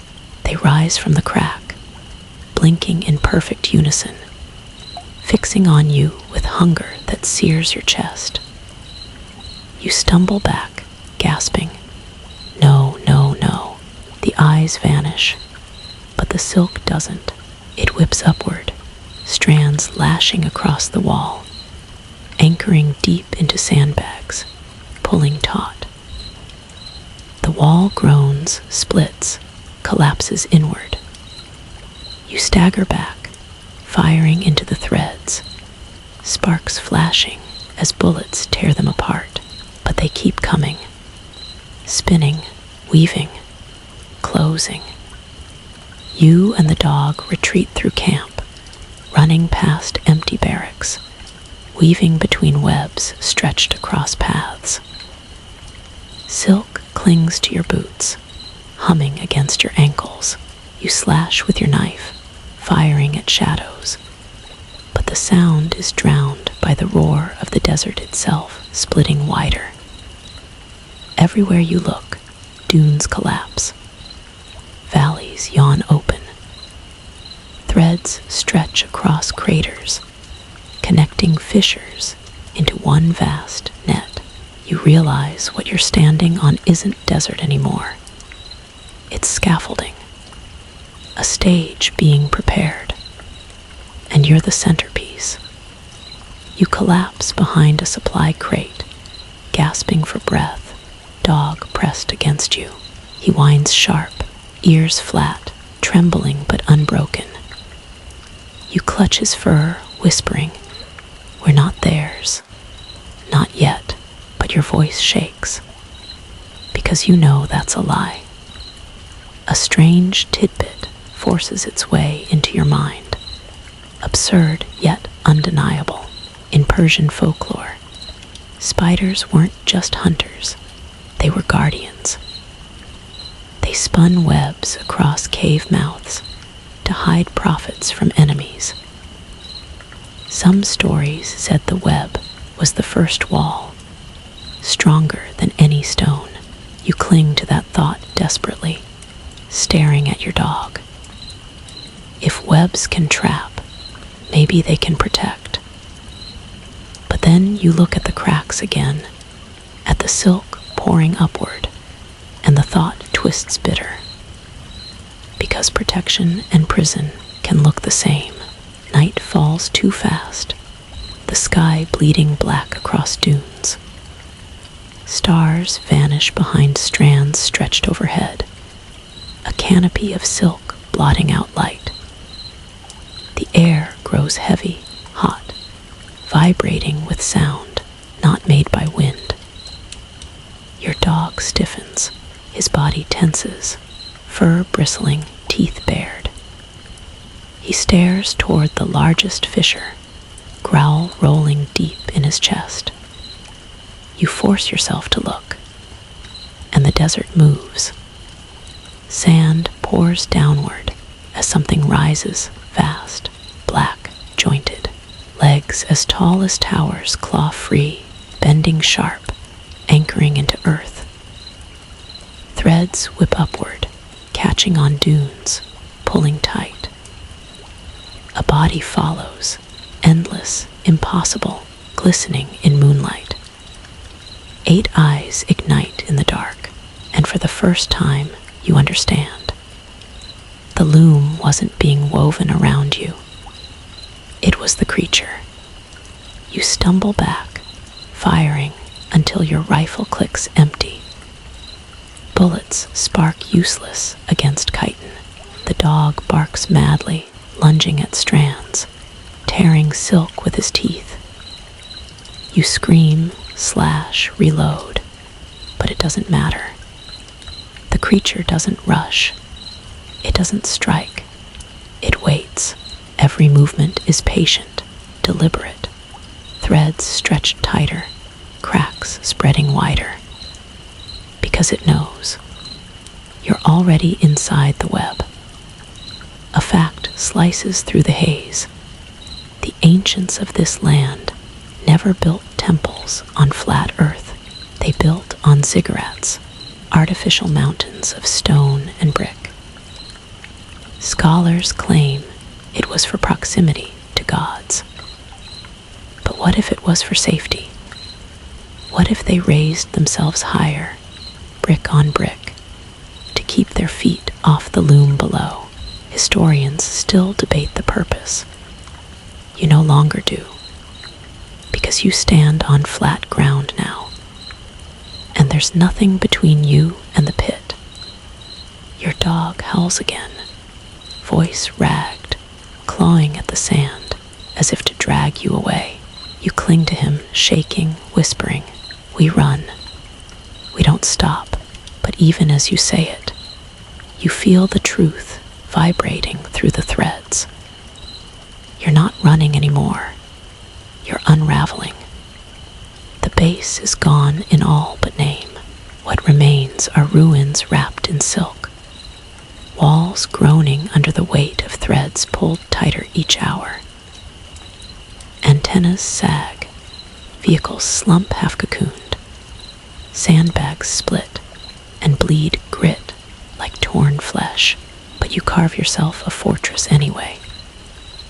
The supply crate that saved you becomes the first stone. You drag more ammo boxes, fuel drums, anything heavy enough to stack, and barricade yourself into a corner near the mess hall. The dog works beside you, biting at strands that creep too close, shredding silk before it settles. His teeth are slick with it, froth clinging to his muzzle, but he never falters. By dawn, you've built a makeshift stronghold. A ring of crates and steel, narrow enough to defend, tall enough to hide behind. You collapse inside, rifle across your chest, dog pressed tight to your ribs. You whisper, "Our last stand." He doesn't answer, but his steady breathing is louder than the silence outside. The day burns hotter than any before. The desert hums like a furnace, air shimmering above dunes. You peek out from your barricade, and the world beyond doesn't look like Earth anymore. It looks like fabric. Every dune is threaded, every valley stitched, every ridge anchored by strands that quiver faintly in the heat. Patterns spread wider now, geometric, deliberate, like embroidery across a canvas. And all of it points inward, toward you. Your dog whines low, pressing against your leg. You rest your hand on his back, whispering, "I see it too. The web isn't trapping you. It's circling, tightening." A memory claws back, one your professor tossed off as trivia. Herodotus once described Babylon's walls as woven. Scholars dismissed it as poetic exaggeration, noting bricks layered in patterns. But some fringe historians claim he meant it literally, that silk reinforced the city, strands stretched between stone like mortar alive. Historians still debate if it was metaphor. You don't, because you're staring at walls right now, and they're not brick. They're silk. At night, you light no fire. You don't dare. You crouch inside your barricade, rifle clutched, dog pacing tight circles around you. The desert glows faintly on its own, threads shimmering under moonlight, humming like plucked strings. And then you hear them, the voices. At first, faint, whispers carried on wind, brushing your ear like spider legs. You freeze, listening harder. They're not whispers, they're chanting. Not English, not Arabic, older. Rhythms carved into the very soil, syllables grinding like stone on stone. Your dog growls, low and furious, hackles sharp. He stares toward the dunes, lips peeled back. You force yourself to look. Figures move beyond the web. Not soldiers, not men, shadows swaying between threads. Shapes too tall, too thin, limbs bending wrong. They circle the base in slow procession, chanting with every step. Your blood runs cold, because you realize they're not coming closer. They don't need to. They're binding you in place. You wake from black sleep with silk on your face. The dog rips it off before you can scream, jaws snapping, tearing strands apart. You choke, coughing, scrambling upright, rifle swinging wild. The barricade is breached. Threads stretch across your crates, coiling through gaps, binding your defenses tighter. You slash them apart, cut until your hands bleed, firing into shadows that vanish before the muzzle flash. The dog lunges, teeth sinking into silk that hisses as it recoils. By dawn, the barricade is shredded. You patch it again, dragging more crates, more fuel drums, weaving barbed wire into the gaps. Your hands blister, throat raw, eyes swollen from grit. The dog collapses at your feet, tongue lolling, chest heaving. You stroke his fur, whispering, "You saved me." Again, but your voice shakes, because you know there won't be many more nights like this. A strange fact surfaces like a corpse in water. The Tower of Babel, so the story goes, was struck down by God for arrogance. But some fringe readings claim it wasn't divine punishment at all. The tower was woven too high, strands pulled too tight, and it collapsed under its own weight. Historians still debate whether the myth masked a natural disaster or something pulled from the ground.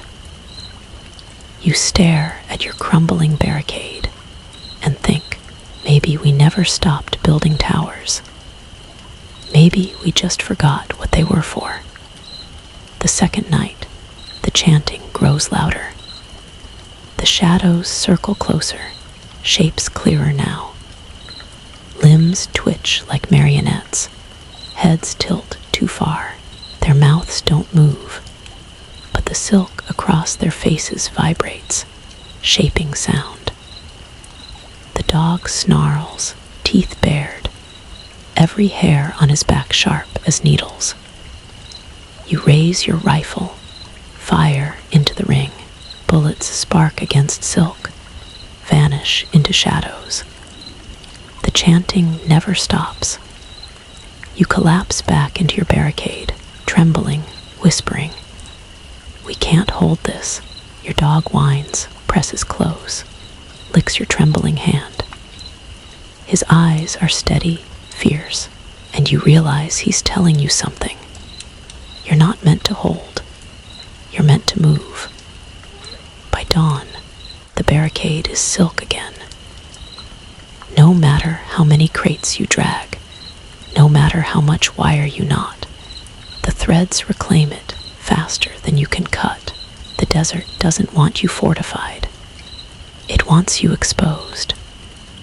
You crouch beside your dog, stroking his ears, whispering, "One more night." Then we run. He whines, but doesn't look away. His gaze is fixed on the horizon, on the cracks, and as the sun rises, you see them widen. The desert isn't fabric anymore. It's tearing. You wake to whispers thick enough to taste. They cling to your tongue like threads, sliding down your throat, humming in your chest. The dog snaps at the air, growling at nothing, biting at sounds only he can see. The barricade is gone. You don't even remember when it fell. Crates lie scattered, wire tangled useless in silk that hums like taut strings on a broken instrument. You don't rebuild this time, because you understand now walls are a joke here. Silk doesn't climb walls, it becomes them. You stumble into the open, rifle across your chest, dog pressed to your thigh. The desert gleams faint in the sun, cracks yawning wider, threads stretching across them like bridges. And the voices rise again, carried on no wind. Not whispers now. Words, your name, everywhere you turn. Silk quivers, threads vibrating in unison, shaping syllables that don't belong to mouths. You stumble back, gasping, pressing your hands to your ears. But that only makes it worse. The sound isn't outside anymore. It's inside, stitched into your skull, humming through your bones. Return, return, return.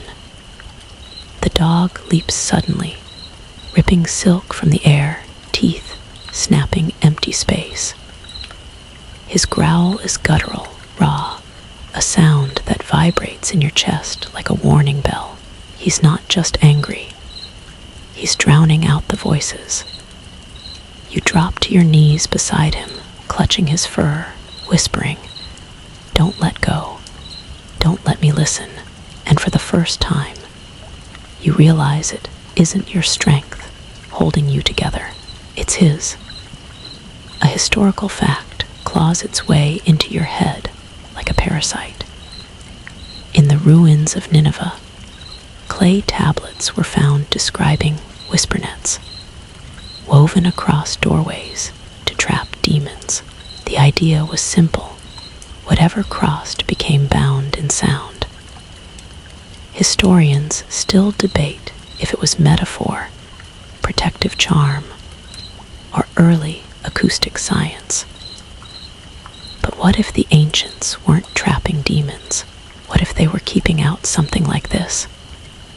And a strange tidbit follows. In medieval Europe, some monks believed dogs were guardians against voices of the damned, hearing what men could not. Their growls weren't madness, they were resistance.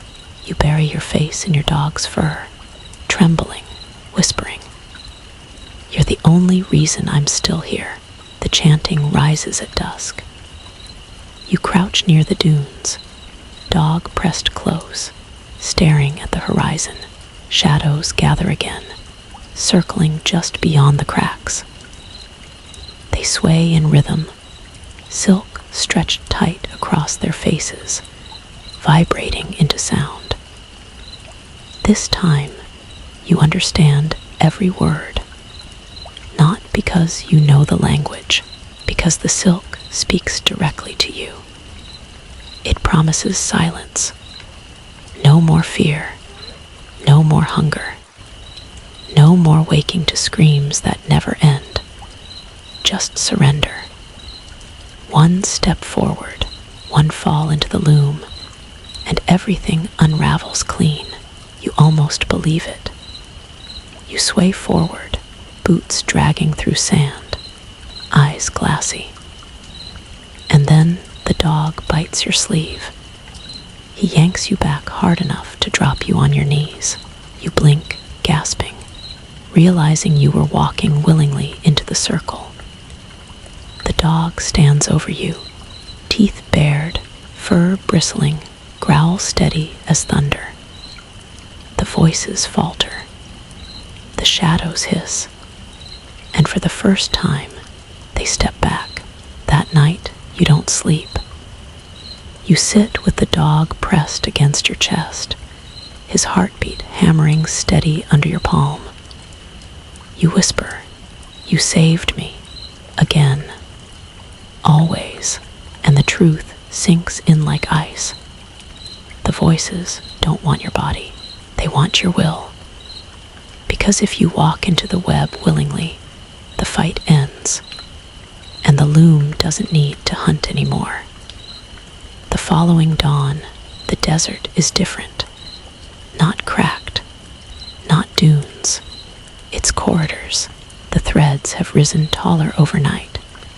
Walls of silk twisting into shapes like hallways. They glisten faintly, pulsing with rhythm that feels like breath.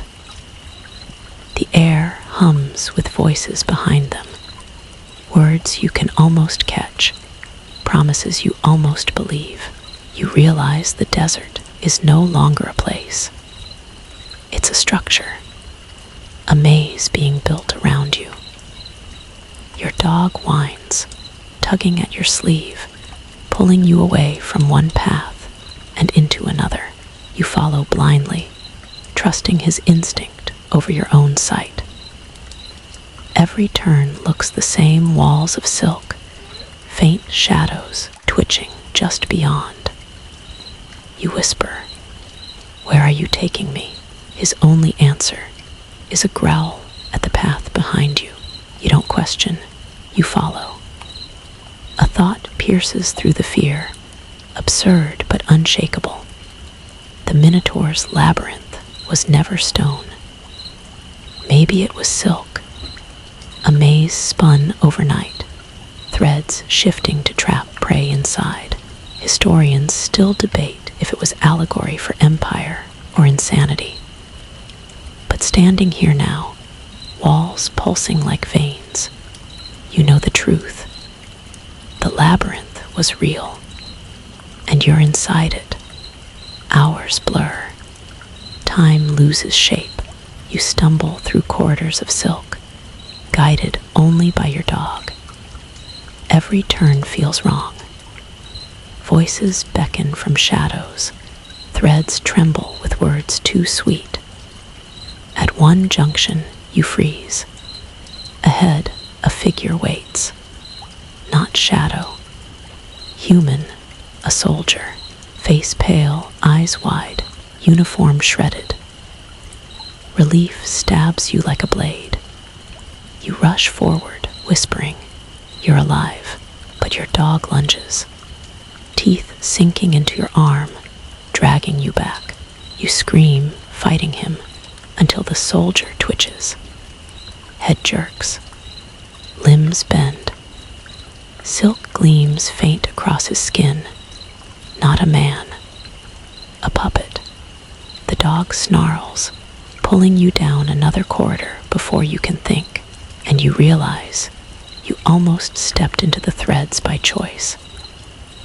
By dusk, you collapse in a clearing where the silk thins, dunes visible faintly beyond. You cradle your dog, whispering, "You're the only reason I'm not gone." He presses against you, steady as ever, but his eyes are different now, darker. as if he knows something you don't, because you finally understand the voices aren't speaking to you anymore. They're speaking through you. The desert no longer holds hours. You stumble, crawl, stand again, and the sun never moves. Shadows stretch too long, then snap short, then vanish. You wake gasping from sleep, only to find the dog hasn't moved at all.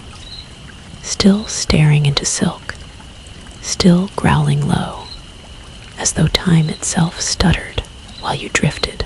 You whisper, "How long?" There's no answer, because time is unraveling here. The threads themselves pulse in rhythm now, like veins pumping blood. You place a hand against one and nearly collapse.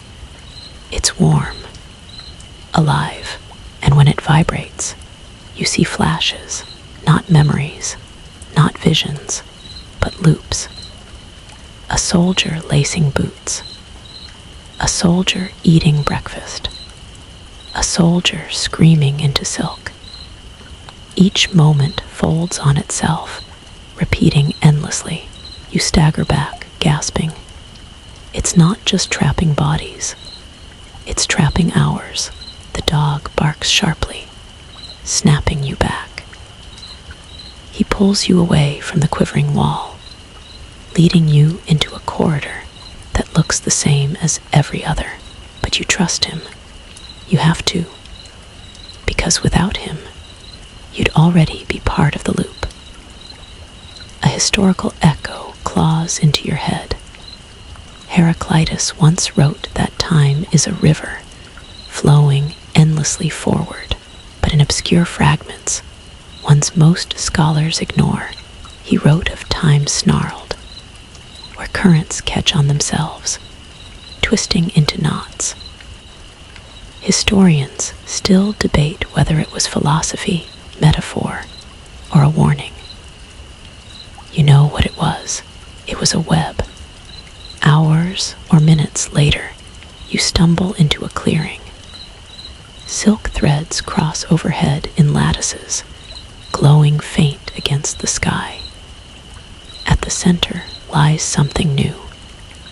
A clock, old, broken, half buried in sand, hands twitching backward and forward, never settling. Silk wraps its gears, threads pulling at its face like puppeteers. Every tick is a scream muffled in metal. You whisper, "It's feeding on time." The dog growls, teeth bared, pulling you back. But you can't stop staring, because the longer you look, the more you see. Not just the clock, your own face, reflected faint in the glass, but older, wrinkled, eyes hollow, lips stitched shut with silk. You lurch back, shattering the vision, gasping so hard your throat burns. And you realize what the loom wants isn't just bodies. It wants entire lifespans, to catch a life on its thread, reel it in, and drink it down until nothing remains but husks hanging like ornaments. The dog growls again, snapping you out of the spiral. He tugs you down another corridor, weaving through strands like he's memorized the path. You follow blindly, whispering, "You're the only compass I've got." But the deeper you go, the stranger it gets. The silk isn't just walls anymore, it's scenes. Threads stretch across corridors like veils, shimmering with images caught inside. You see the mess hall, soldiers laughing, cards scattered across tables. You see the motor pool, men cursing at a broken truck. You see the barracks, snores echoing under steady fan blades. All moments you lived, but they shimmer wrong. The laughter too sharp, the faces too stiff, like puppets repeating lines. You whisper. It caught them. Every second we wasted here, the dog snarls, snapping at the veil until it tears. The scene dissolves into threads that slither away like snakes. And you realize the loom doesn't just catch people. It catches time. A strange tidbit drifts unbidden. In Norse myth, the Norns spun fate from threads, each strand a lifespan. But some sagas whispered of knots in the weave, lives tangled together, trapped in loops, forced to repeat. Scholars argue its poetic license. But you think of that now, standing in corridors stitched with repeating hours. And no, it wasn't metaphor. The Norns weren't spinning futures. They were documenting webs. You lose yourself after that, corridor after corridor, veil after veil. Time folds in on itself. You can't tell if you've walked minutes or months. Hunger gnaws at your stomach. Thirst scrapes your throat. But you don't weaken. That's what scares you most. You whisper, "I should be dead by now," and the silk hums back as though laughing. Because maybe you already are. The dog halts suddenly, teeth bared, fur bristling. He stares at a veil stretched across the path, thicker than the others. This one doesn't shimmer with moments. It reflects you. Not older, not younger. Now, every twitch, every breath, mirrored perfectly. You lift your hand, your reflection lifts too. You tilt your head, it tilts the same. Until the reflection smiles, you freeze. Because your lips never moved. The reflection raises its rifle. You stumble back, firing instinctively, bullets tearing through silk. The reflection vanishes with a hiss, threads curling inward, dissolving like smoke. Your dog leaps forward, ripping the last strands away, snarling until nothing remains. You collapse to your knees, trembling, whispering. It almost replaced me. The dog presses close, steady heartbeat grounding you. You cling to him like the last thread that's real. And then, for the first time, you hear the voices stop. No whispers, no chants, no hum, just silence. The dog whines, confused, tail low. You press a hand to his fur, whispering. Why did it stop? The answer comes a second later. Because it doesn't need to whisper anymore. The loom is done weaving. And now it's ready to cut. It's ready to cut.